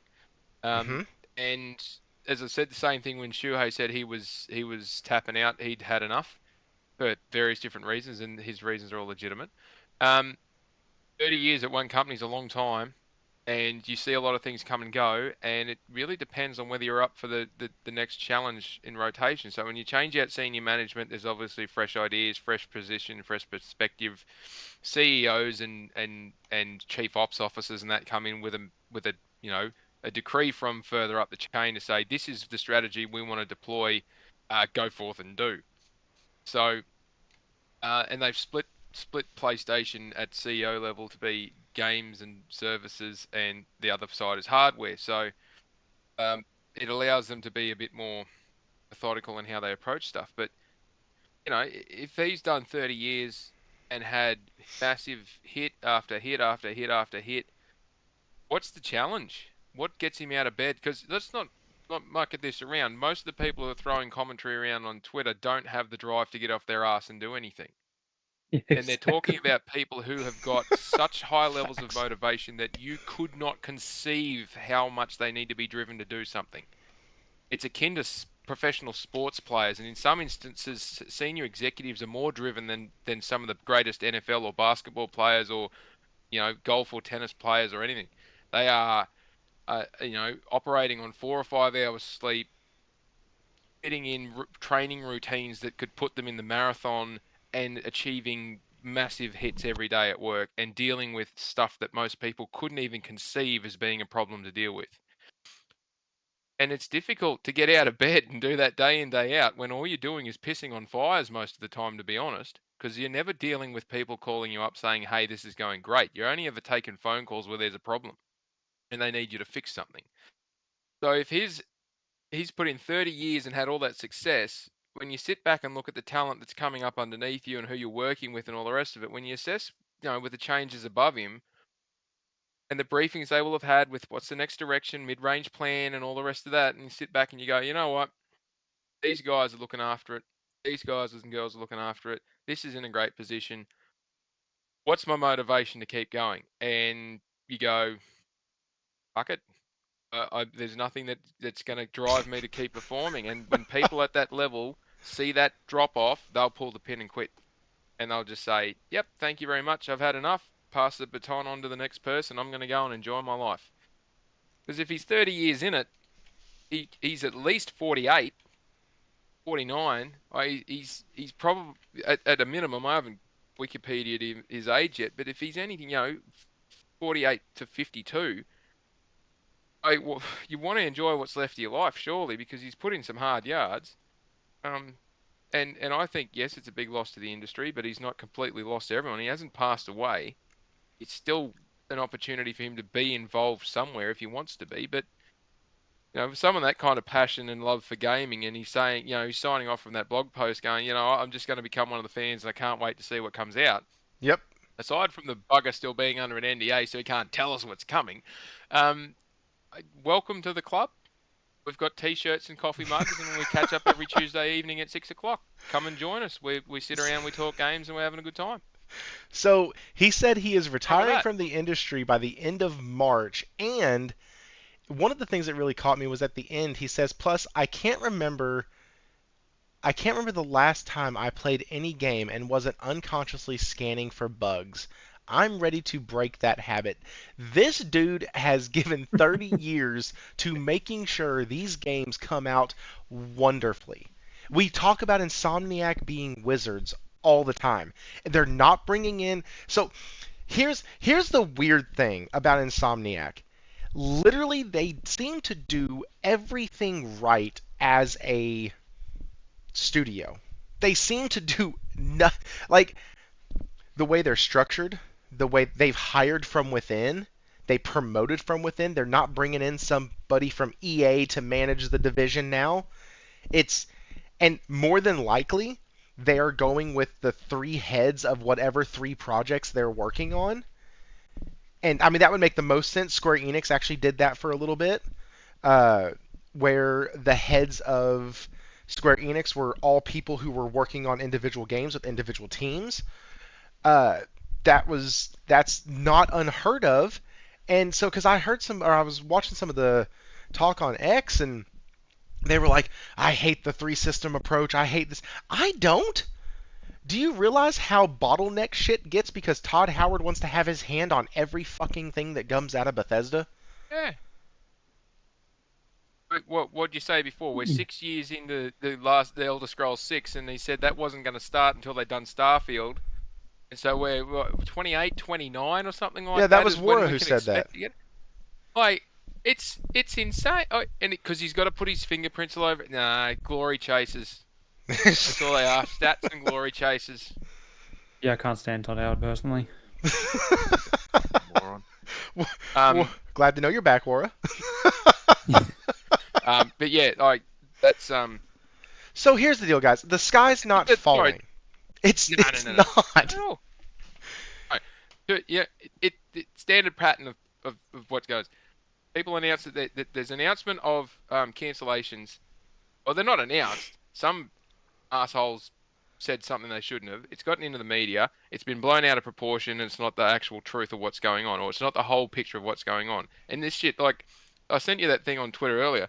The Shuhei Yoshida interview he did with Greg Miller, and he said, you know, there's this hyper focus on these things being cancelled, but we cancel so many games, and at one stage I think the rate was 8 out of every 10 games that gets to the first play test gets cancelled at PlayStation. And it's like after that point, it's 1 in 5 or 1 in 6 that actually get through to final play testing, and none of them ever make it through without getting sent back for rework. That's how hard their QA team works on. Scott Rode and a couple of others that work with him are really when he goes, watch it change. Until Scott Rode goes, it will be fine. But once him and Asil Kizelbash just disappear from PlayStation, that's when you can start to worry about the quality. But at the moment, it is just peak. They've got that on lock. But that's the quality assurance team and the production team working well. And those guys are now being flooded across into TV and movies because you can see what TV and movies is performing like. But if the quality maintains there, and that's the piece, and Shuhei alluded to that, like, we cancel so many games early because we don't have the time or the money to just waste it in stuff that doesn't work. So the concern is, oh, they cancelled these. They cancel so many more we don't hear about. But that's the point. They don't tell us about these things early, and they don't tell us about them at all. It's all this smoke and mirrors shit through contacts and multiple sources and all that. And even then, you know, Grubb and Schreier and all the rest of them can't get their facts straight because they've had more than one person confirm it. They get conflicting stories, so they go for the worst case scenario. Case in point, they've said Bend and Bend and who's the other one? Blue Point. Blue Point. Yeah. They've said they cancelled, and the live service games, one at each of those, they've been cancelled, and both of the studios are waiting to find out what they're doing next. Now, from what Zuby and a few others have put together about games in progress and other parts, you know, if you follow along with the job listings and whatnot, End had the live service game. It had another IP that it was backgrounding. It was in pre-production, and they had a remake that they were working on. Plus, they were providing support to Naughty Dog on a couple of items. They had 4 things going on. The live service game gets cancelled, and they start talking about the studio being in trouble. What the hell happened to the other 3? Same with Blue Point's even worse. So Blue Point's had the live service game cancelled. They were working on 2 separate remake jobs, providing Nixus with support for PC ports, as well as working on their own brand new original IP. And all of a sudden, they're in trouble of being shut down. What the hell happened to those 4 projects? Like, don't forget that Sony. Don't forget that PlayStation themselves said it does we're make not you shutting wonder. them down. Like, it does make you wonder whether these people are bought, these journalists, or in quotations, journalists are bought and paid for. It's just it's just a narrative push. It's always a narrative push. When I see a game release and it's low quality from Sony, then I'll start to make videos saying what the fuck's going on. But I don't like just rumors and all this shit. I hate rumor mill so much. Like Thrifty knows that. I just can't fucking stand it.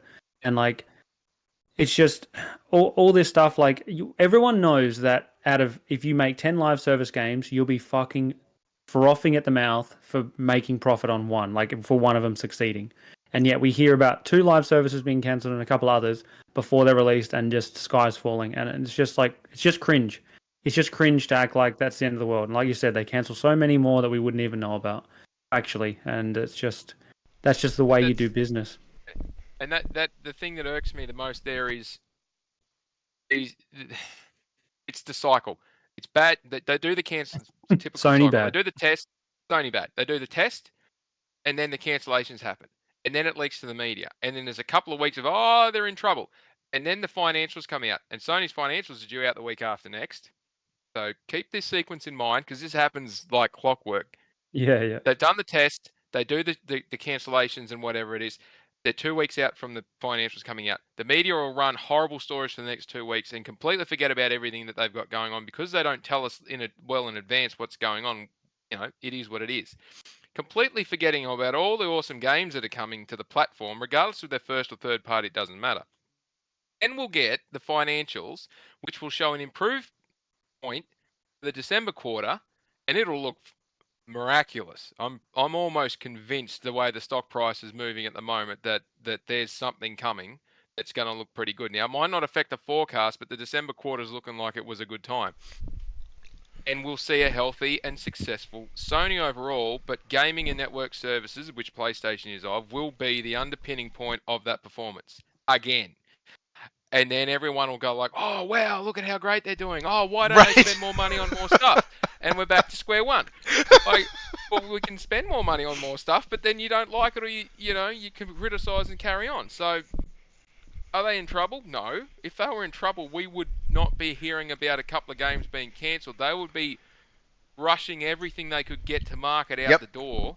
Yep. Cancelling all their second party arrangements, and then heavily leveraging third party to come onto the platform. Yep. And as it just so happens, PlayStation's whole business model is built around third parties being on the platform.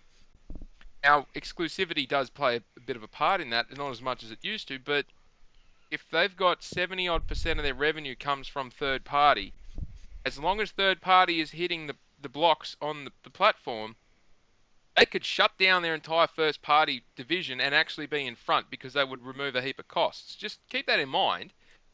PlayStation could be doing better if they stopped building games themselves. But they won't, because they want to push the quality point to set the benchmark. And that's just something that Japanese culture has. They don't settle for good or great. They chase perfection, and they achieve it and continue beyond it. And with the Nintendo That's a Switch quote right there, guys. Somebody needs to clip that and put that on X. Like, that was good. They set the bar. They don't.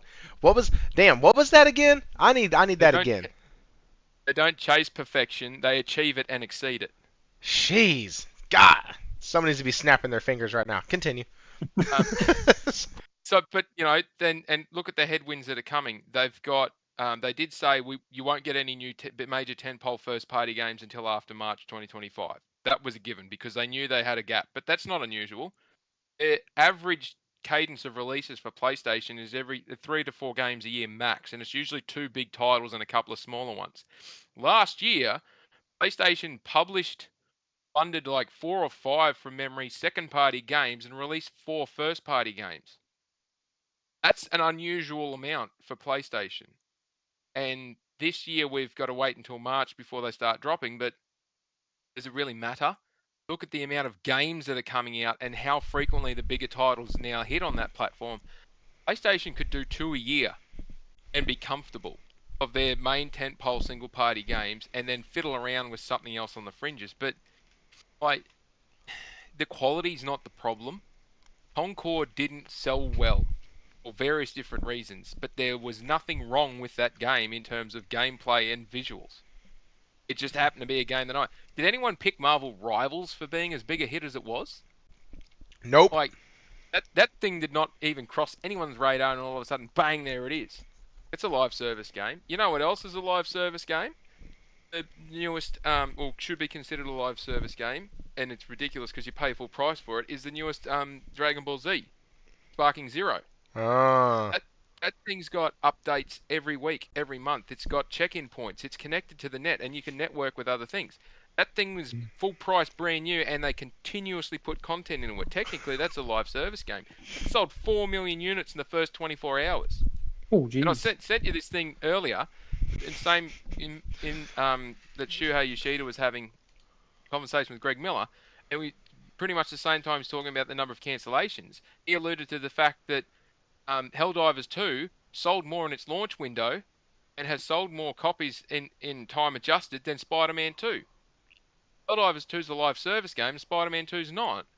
And people sit there and scratch their ass and go, "Well, Sony shouldn't chase live service because there's no future in it." Like, that is a very compelling argument to keep trying.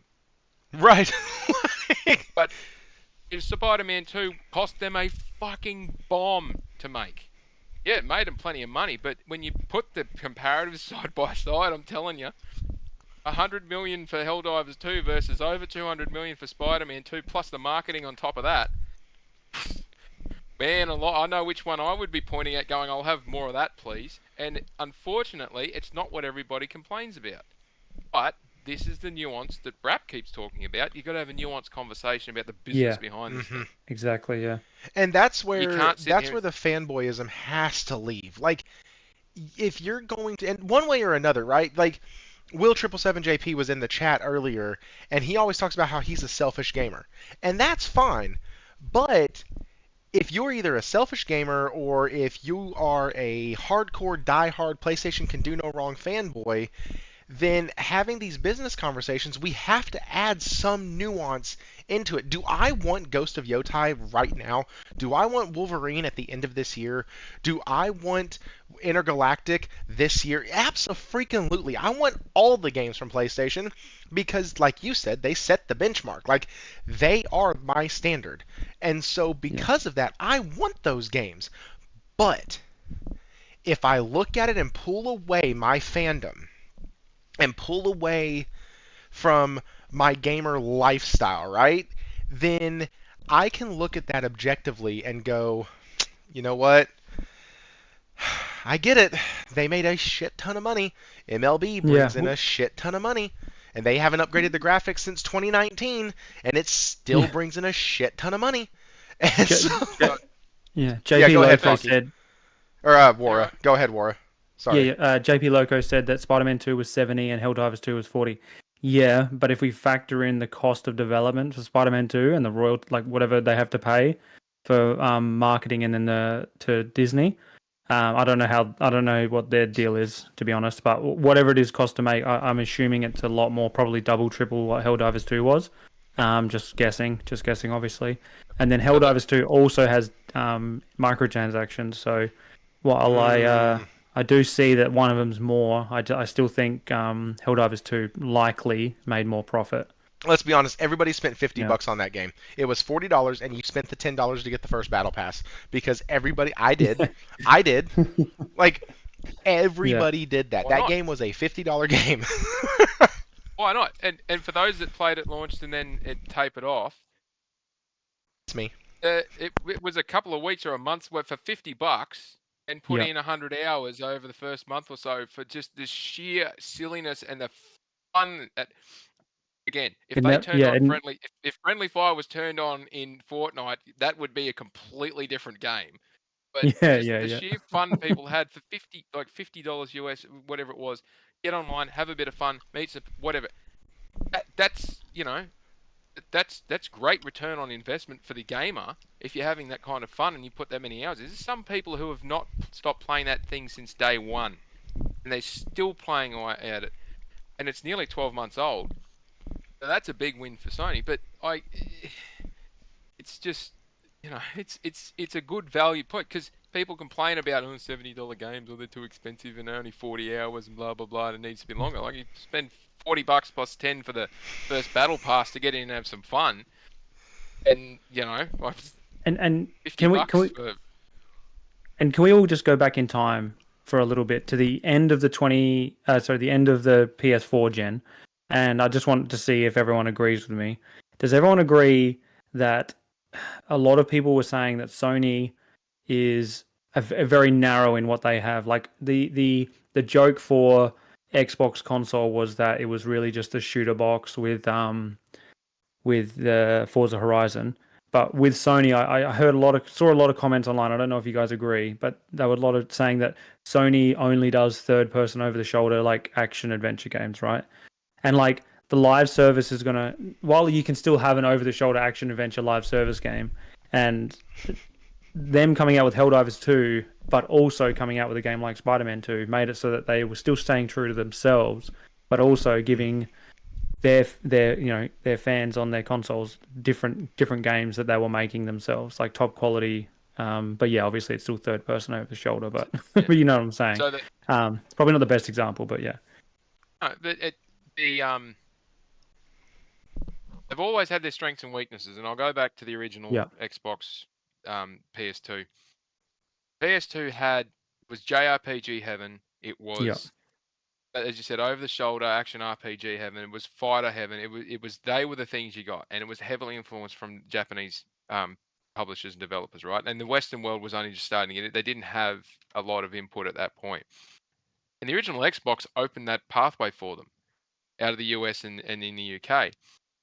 And what they did well was shooters, multiplayers, and Western RPGs.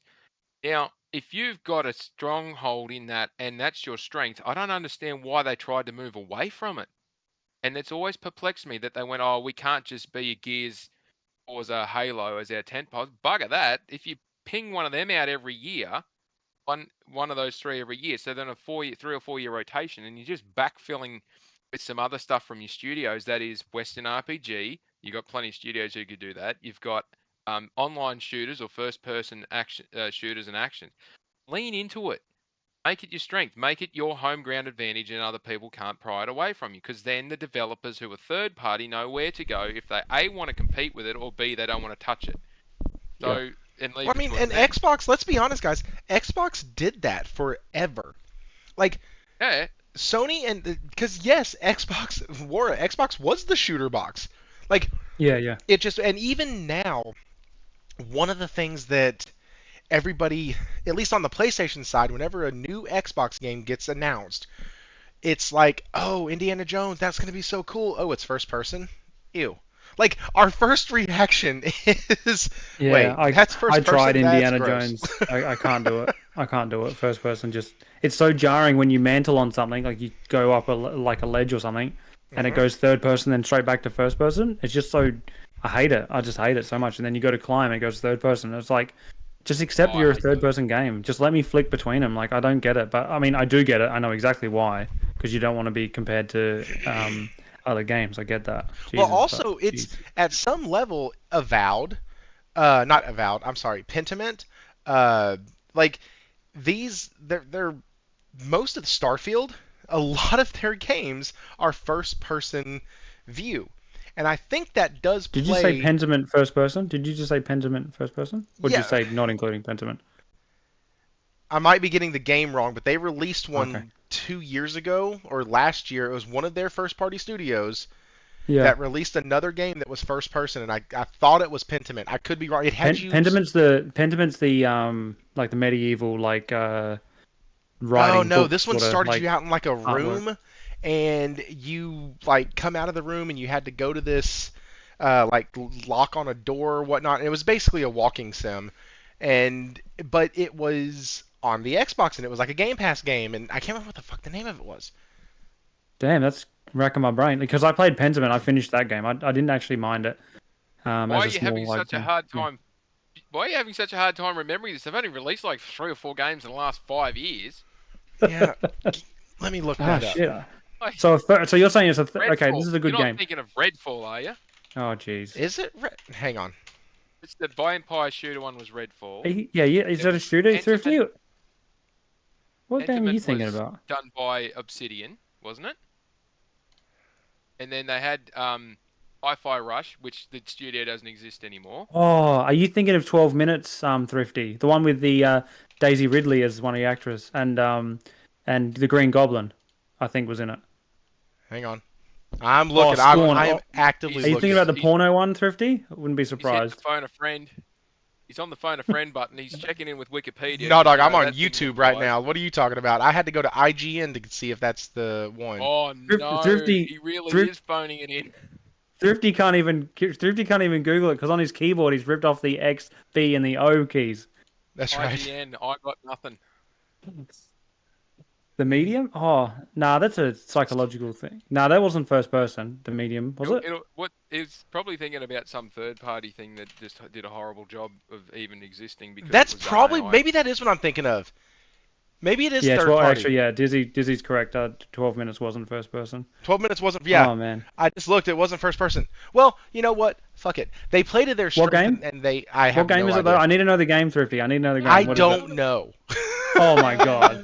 Oh my god. I can't. We can't move on. I We need to know. remember watching somebody playing it though, and they What start time of off. year did it come out? Oh, dude, What you're was it gonna. called? What? So Okay, so Tell- you're in what- like what are the this. parameters? You're in like this tomb almost, and you wake up and you're on this like slab almost. Looks almost like a stone slab in the middle of the room. Can you describe the graphical like art direction? Can you Art describe like, the graphics? direction, kind of. Well, you're in a. The only parts I saw was this dude trying to get the fuck out of this like cavern area, or this big ass room. Sorry, there was a room, a door. Was there and, alien penises everywhere? Wow. Definitely not. But... Okay, it's not Scorn. Okay, Josh, it's not Scorn. Oh, Scorn! Scorn. Hang on. Hang on. Oh no. Oh That my sounds God. like it, but that again, I told you Yes. it'd be a third-party Scorn. game that he's got no clue about. My bad. Fucking hell. I thought Scorn was a Xbox exclusive because of how shitty it came out. Oh my God. That's what it was. Someone, So it was Scorn? Yeah, I Yeah. thought Scorn was an Xbox exclusive because of how shitty it was. That's all right, Oh God. All right, move on. take a minute, give yourself an uppercut, and That's sit in the corner right. for 5 minutes. That's right. That's I'm horrible. I'm out, and I'm gonna use that 5 minutes to get set up for the for the member stream. Son of a gun. Oh, I real said what I quick. said, JP. Real quick. Real quick.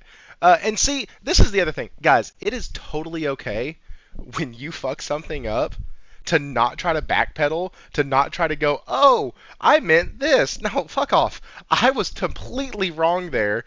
And my co-host lovingly and nicely, and not so nicely, thank you, Wara, called me out on it. Like, and that's okay. It's I okay just to be needed to wrong. know. That's all.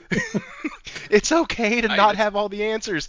Also, it's okay to get demonetized. I'm going to show this because I like dancing with the devil. Let's see how this works. So, last topic, Nintendo Switch 2. I want to get like thoughts, opinions. I know we don't know jack shit. But Can I go first? By all means. Yeah, go ahead. And I'm going to play the trailer with no sound in the background from Nintendo's website. I am not stealing anything. This is not a YouTube video. This is nothing. Nintendo, this is directly from your website, and this is transformative content that we are talking over constantly. That's all I'm saying. I love Nintendo. I own one. Like, please don't shoot me. Go ahead, Wara. So part of this reveal is that the part of why I hate this reveal is it reminds me of why I hate all the leakers and stuff like that. It felt like this was just thrown out there. Like even the white writing they have over the Switch 2 towards the end is like it looks so slapped together. But anyway, I'm excited for this to come out and I hope it does well. But I have a little bit of PTSD from the Wii U release and how a lot of people went, do I need it? Don't need it, and they don't upgrade. So while I hope I'm wrong, I have a feeling that a lot of people are going to go, I don't really need it. And there's so many other handhelds that they're competing with now that I feel like this needed to be a little bit better. And a lot of people will disagree with me. I know that. And they'll say, well, they don't want to, they know their demographic. They don't need to fuck around. And I get that. I respect that. I'm not saying anyone else is wrong and I'm not saying I'm right. I just feel like there's a chance that this is not going to hit the 20 million that the people are predicting it's going to hit. Yeah, that writing. Look at that writing. I hate that writing. I don't know if everyone can see it at the same time as me, but like, yeah. Anyway, that's a little nitpick just on the trailer, but it's just because I hate all the leaks and stuff like that, and it didn't get us anything, and we didn't get any benefit from all the leaks. Is what I'm trying to point out. In the end of at the end of the day, we don't get anything from it.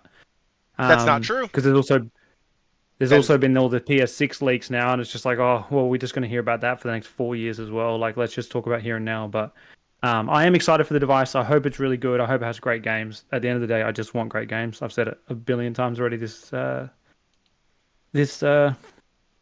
already. But yeah, so my main issue is going to be though, like after all that, whatever, that's all just opinion.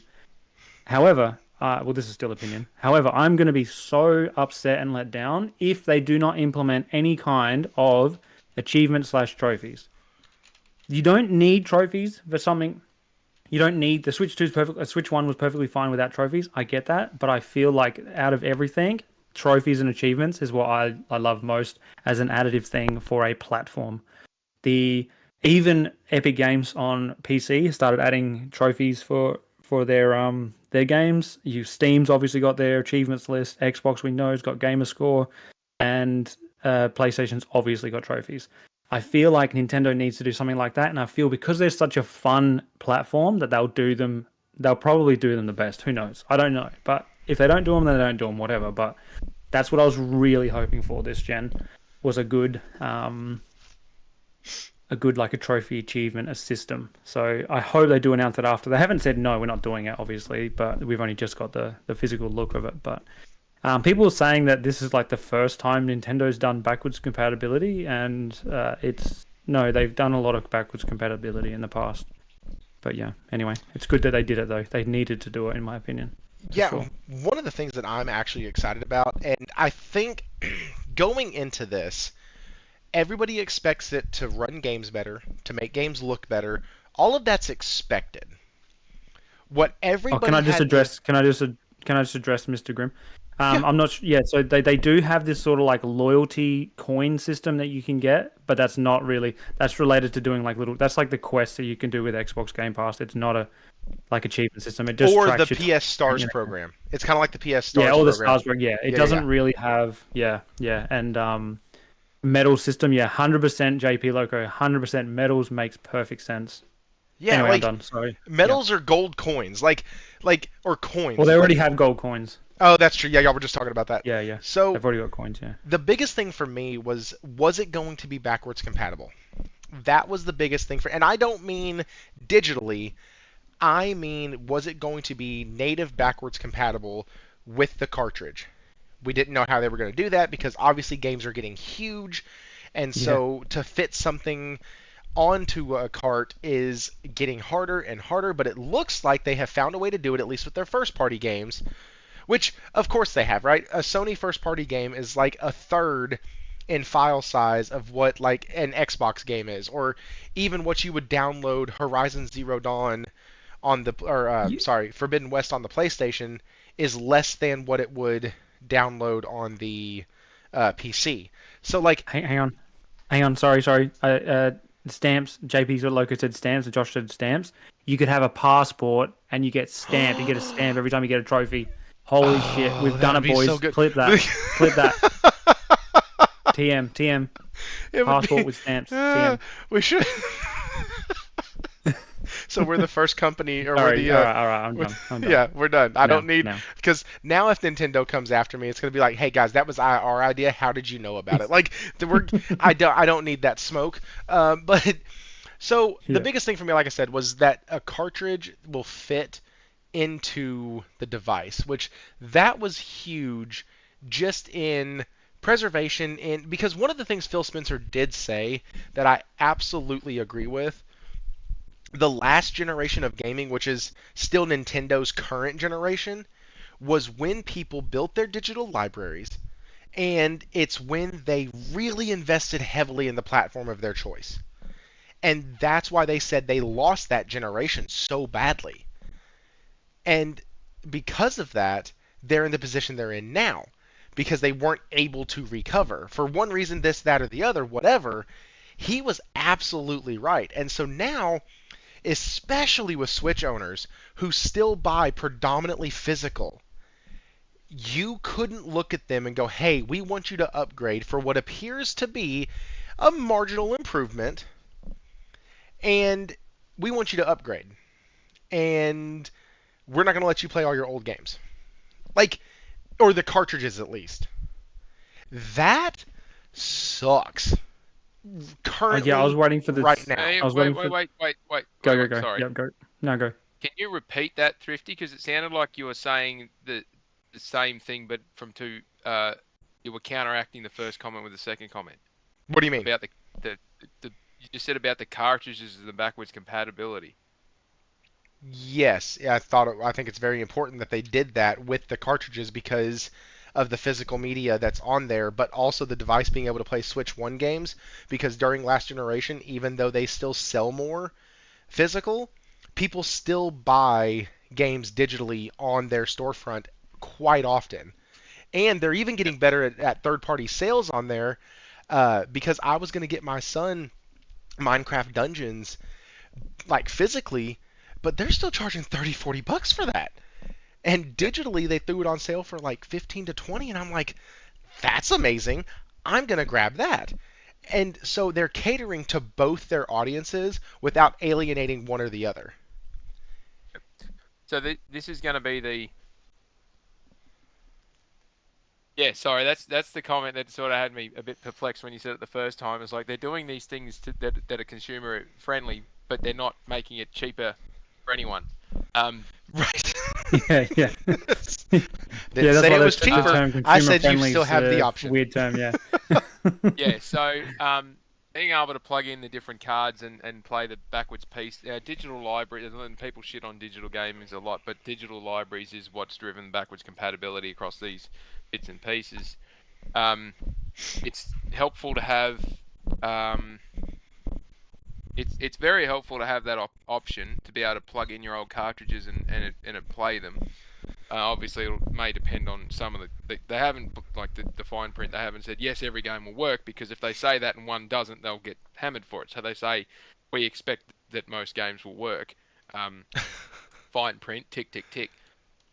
Being able to bring your digital library along with you is probably the main focus point on this. At one stage, they were talking about not being able to have the cartridge, but if Yep. you had your game registered online, and this was what I thought was a bit of a scummy but smart way of doing it. As long as you bought the Nintendo Online and registered your physical game with Nintendo Online, you would be able to bring the digital version of that game to the Switch, your Switch 2. But it meant you had to pay like $100 a year and had to maintain that subscription to be able to access your games. And I thought, from a business perspective, that is freaking genius because it will pump up your subscription numbers if people want to bring the games over. But from a consumer standpoint, fuck, that's a scummy way of doing it. Well, that's what Xbox is doing with the Game Pass and bring your library with you. If you're using xCloud to stream your games, you have to have you can stream your game, but you have to have xCloud. So you have to have Game Pass Ultimate. So yeah, I know what you're saying. Yep. But I'm happy that they've gone, if physical, plug it in, it'll work. And if it doesn't work, well, you know, I do think that it's probably meant that they looked at it and went, well, we're not going to do Breath of the Wild on a fourth console, or we're not going to do Mario Kart 8 version 10.5 on a different console. But I do think it's more of a it's more of a how are we going to milk this one for all it's worth? Do you think that one of the things that they could do is, and because I didn't think Nintendo would stick with cartridges. I thought surely they would go back to the micro disc or not the micro disc, the whatever the heck they use for the GameCube, the small circle disc. Just because of how much data can be held on a disc versus how much data can be held on a card. So, I don't know if this has happened yet. I'll preface this statement with that. Have they done like games physically that have two cartridges, like one's a load cartridge and one's the play disc? I haven't heard that. No, they haven't. They haven't done that. Like that's something. I feel like I was expecting them to make the Switch 2 games on an SSD, and every time you buy one, you get a little SSD you got to put in. That's a joke. Yeah. That's a joke. Sorry. Does it come with a Does heat it come sink? does it come with the screwdriver? Does it come with Yeah. shit? Xbox dudes would be out. But yeah. Imagine that. How cool would that be? You get the game, the little cartridge in the big box, and off to the side there's this little screwdriver. That'd be mad. Anyway, that'd be ultimate troll of the decade. Yeah. This is how you install an SSD. I needed that video So for the all this- damn stand on the Pro. I'm not even Yeah, kidding. we did. I Fucking hell. can't believe they did that. That's nuts. The stand on the Pro is it pissed me off so bad. Not because of the price, not because I had to purchase it as an accessory, not because of anything like that. I'm an Apple user. Getting nickel and dime for your accessories is something I've been accustomed to for many, many years now. But when I flipped it over, the damn thing comes with two pieces inside of it, and none of them tell you what to do for the Pro because some of the stands were made not when the Pro was in production. They were made just for the Slims, but they came with an extra piece that would work in future sight or with the old system and the new one, but those would also work with the Pro. But it never told you which one, so I'm on live, not live. Yeah, I'm on live doing a box opening, trying to get this stupid thing on there, and the two fucking It's good pieces content, shut up. The two pieces keep sliding around, not getting screwed together, and I'm like, holy shit, I'm getting my ass kicked by a screw.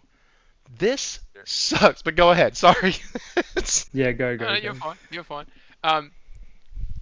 So you've deviated so far off track here. I got to try and remember what I was talking. Oh, that's right. So I haven't seen anything in the forecasting, the schematics, the bill of lading, or anything like that in the back end, which suggests that they are doing multiple cartridges per game for the larger games.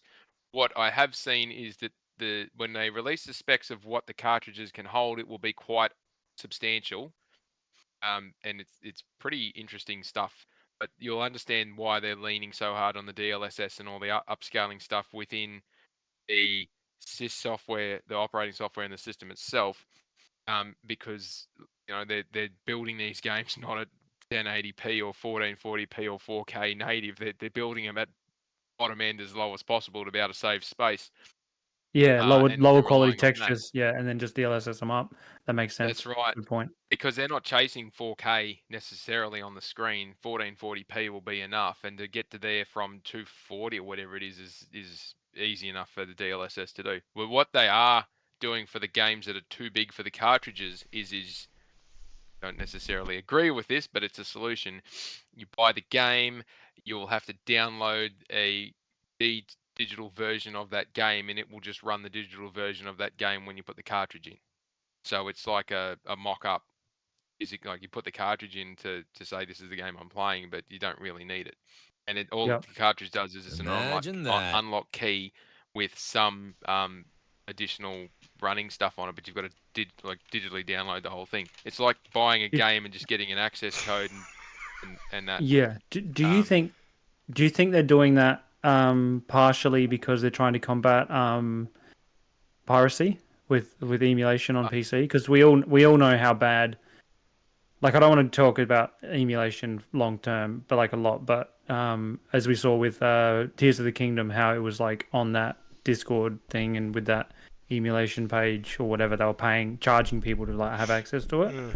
Yeah. Like, so if you make it so that there's only half a game on the disc, even though I'm all about game preservation, I'm also against. But Josh piracy. brings up a good point because Final Fantasy X and X-2, the combo pack, did that. You would get it, and I know this because I bought it used because I was going to play it on the Switch, and I was like, oh, this will be so cool when my son's not using it. I can use it. I go, I get it, come home. I got it for like $12 used. I pop it in, and I'm like, oh, cool. I want to play there's a tower that you can, not a tower, there's a mini episode that you can watch, and I was trying to watch it, and you can't. You got to download the content with the code that's in the thing, but the person before you used the code, so now you got half a game for what you thought, or half a bundle for what you thought was the full bundle, and like even the game store was unaware of that. They were like, oh yeah, I guess that's true. So Look, the issue of piracy is where you put up, and this doesn't just apply to gaming. This applies to, you know, anything in this realm, be in business or in personal. If somebody wants something, they'll find a way around the barriers you Yeah. put in place. Yeah. Now, Yeah. it'll come down to convenience in how those emulators work, and Nintendo is notorious for waiting until something's really popular and then slamming them with a lawsuit that basically bankrupts every person attached in any way, shape, or form to it. Yeah.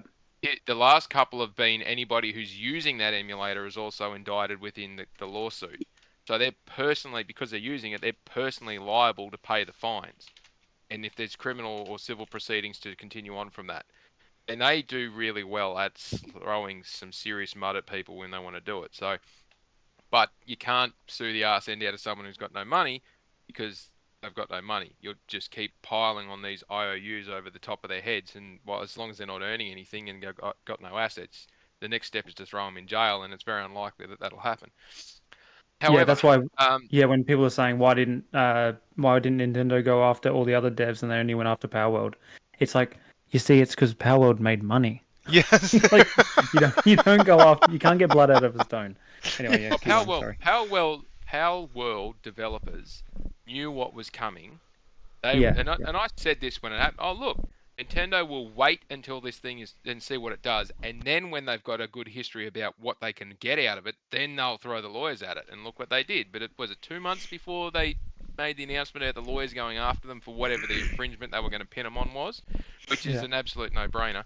Um, the uh, the outcome of it, well, what they did was they partnered up with Sony to do some deals on some further development, but it meant that they could access Sony's legal team.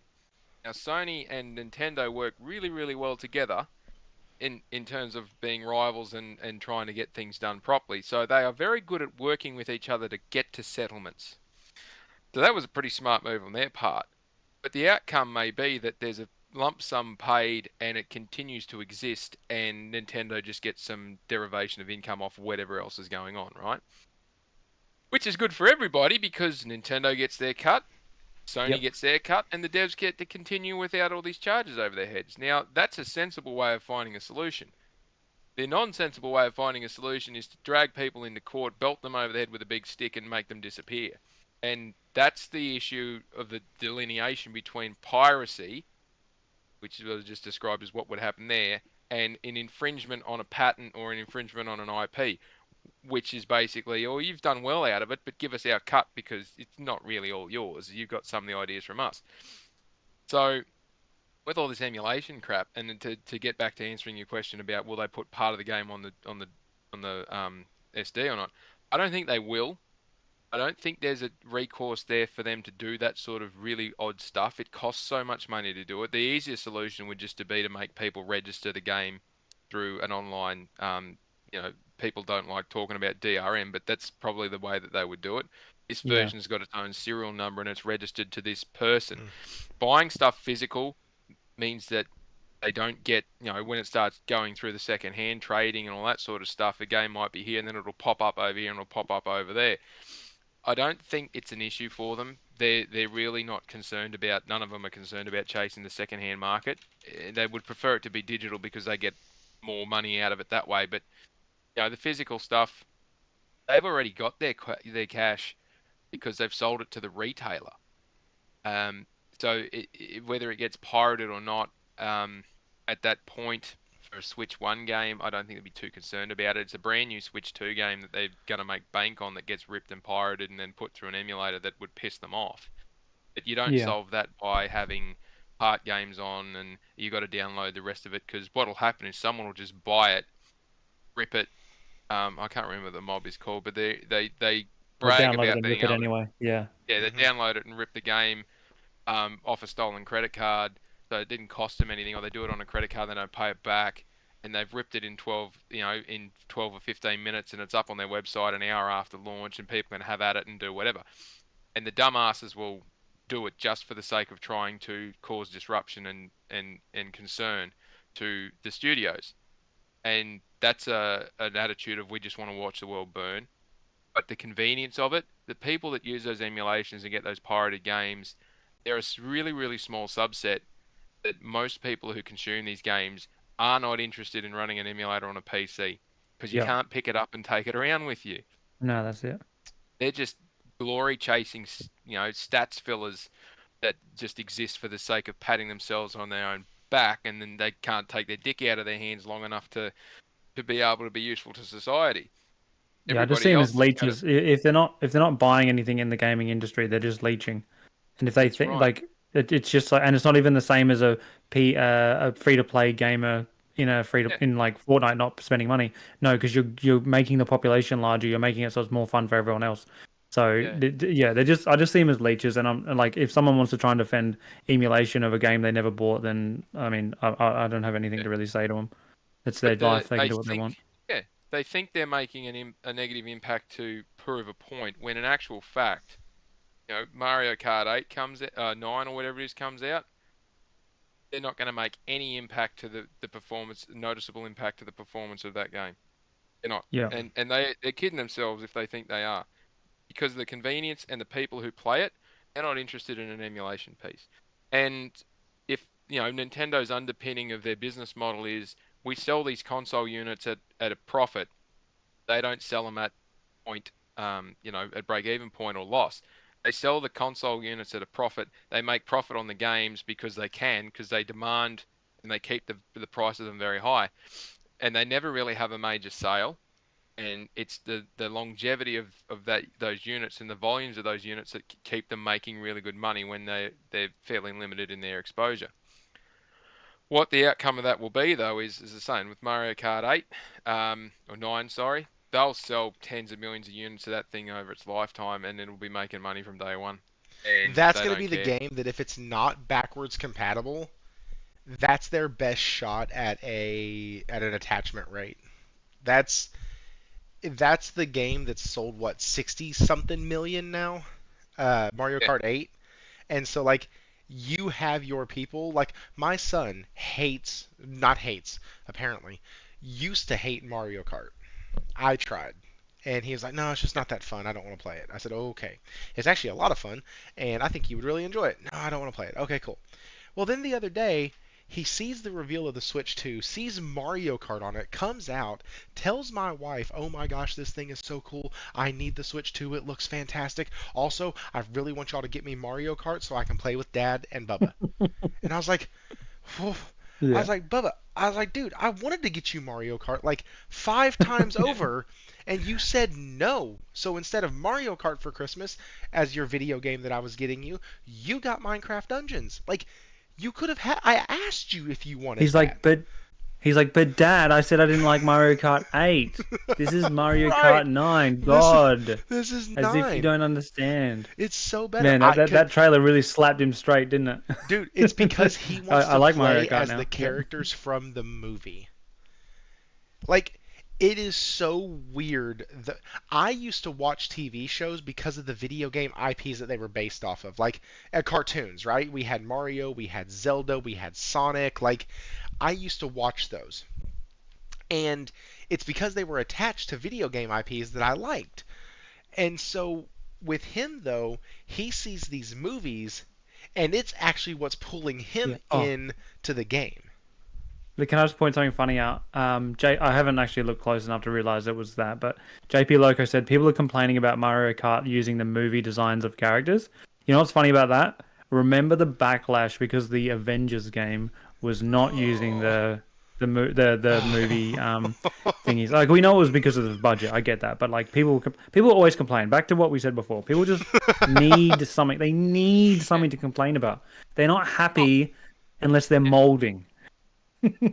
How someone can live so miserably where they're just constantly whinging about everything is beyond me. They must be the most horrible existence in life that you just can't be happy. You got to complain about everything. I hope they don't have Like, kids. That's all I have to say about it. Because oh, it'd just be terrible for the those kids. poor kids. The iterations, though, go back to the original Mario Kart, Yeah. and people talk about being I'm an OG gamer and no, you're not. Unless you've won time trials on the original bloody Rainbow Road, Yeah. you can't profess to be I am the best at blah blah blah in terms of a fully rounded gamer, because that thing is just anyway. Um, Yeah. with the iterations as you go through, and again, this is generations believing in generations comments. Every generation has got a different way of doing something, the same thing, looking slightly different. If they went away from what they were in on the so the Switch was different to what was on the Wii, and what the Wii was different to what was on the 64, and the 64 was different to what was on the SNES. Like, why people would think they're going to be, if you want the same, go and buy the game that's there. Why do we want the same? It's Yeah, stupid. They just say, exactly oh, that. let's make the same thing. Why? It already exists. Well, unless you're going to give me a massive graphical upgrade or a gameplay, a quality of life upgrade, or you're fixing bugs or something like that, or you're just bringing an upgrade so it can be played on a new system, what's the point of building the exact same freaking thing again? Give me something new. Give me new tracks. Give me some new characters. Give me a different take on the old characters. Give me a change. I don't give a fuck. Just give me something new. Don't give me the same shit. Yup. Oh man. So we are going to go ahead and wrap up. Uh, Excellent. Falky, I gotta go. yeah, I'm about to say, Falky, Yeah. where can folks find you? You can find me at Forky87 on Twitter. And you can find me poking around on some podcasts. This seems to be one that I'm getting a bit more regular on. So, yeah, keep an eye out for that. You'll see me announced on whichever ones I end up on. But otherwise, yeah, hit me up on Twitter if you got any questions, queries, or comments. Otherwise, yeah, enjoy, keep safe, and game on. Man, Wara, hey, Falky, I appreciate you making time, man. I know that it seems like Wednesdays, or for me at least, Thursdays for you are the days that all shit hits the fan at your work. So I appreciate you being able to Typically, make yeah. time. So thank you so much. Wara, what about you, man? Where can folks find you? Yeah. Good. Great to have you on, Folky, as well. And yeah. So for me, I'm just on YouTube and in the Discord. Wara Wana is my name on YouTube, and yeah, check me out in the Discord if you guys aren't in there already. Hop in there for sure. And congrats again on 3 years, Thrifty. Man, Great coming on. it's crazy. And chat, you've been great too. Everything that these guys mentioned is in the description below. Both of Wara's channels are in there. The first one is his video channel. The second one is his gameplay channel. And then Falky's Twitter X is in there as well. Also, the link to the Discord is in there. Also, that's a lot of alsos. Also. That's, thank y'all again so much. Thank y'all to everybody who was here tonight. On your way out, smash that like button. We got another sub tonight. Still don't know who the heck that is. Thank you for subbing. And yeah, I'll be back next week with more guests and more gaming things to talk about. Next week is a mystery, mainly because I don't know yet. But uh, we are. So I've ended my last cycle of 6 shows. I am starting my next cycle, and so this will be when all of my regulars get the message that, hey, I'm planning out shows, pick a couple dates, and let me know when you want to come on, and stuff like that. So if you are interested, especially if you've been on the show before, if you're interested, heck, reach out to me. Follow me on X at ThriftyPSGR. You can go to any of the community posts or whatever. You can reach out through there, or the fastest and easiest way is through the Discord. I'm not somebody who just leaves the Discord alone for 3 or 4 days and then comes back to it. Like, I'm in there dang near every day. Some weekends I try to block off a day to where I am very limited in social media because I want to be around my family and I actually want to be present, not staring at my phone. And so, but most of the time you'll find me in there and hit me up. But yeah, guys, thank y'all again. And we will be starting the member stream here in, say, about 10, 11 minutes. I'll get that set up, and y'all can see me get my ass kicked more in the first Berserker Kazan. So, as always, Enjoy guys, gaming.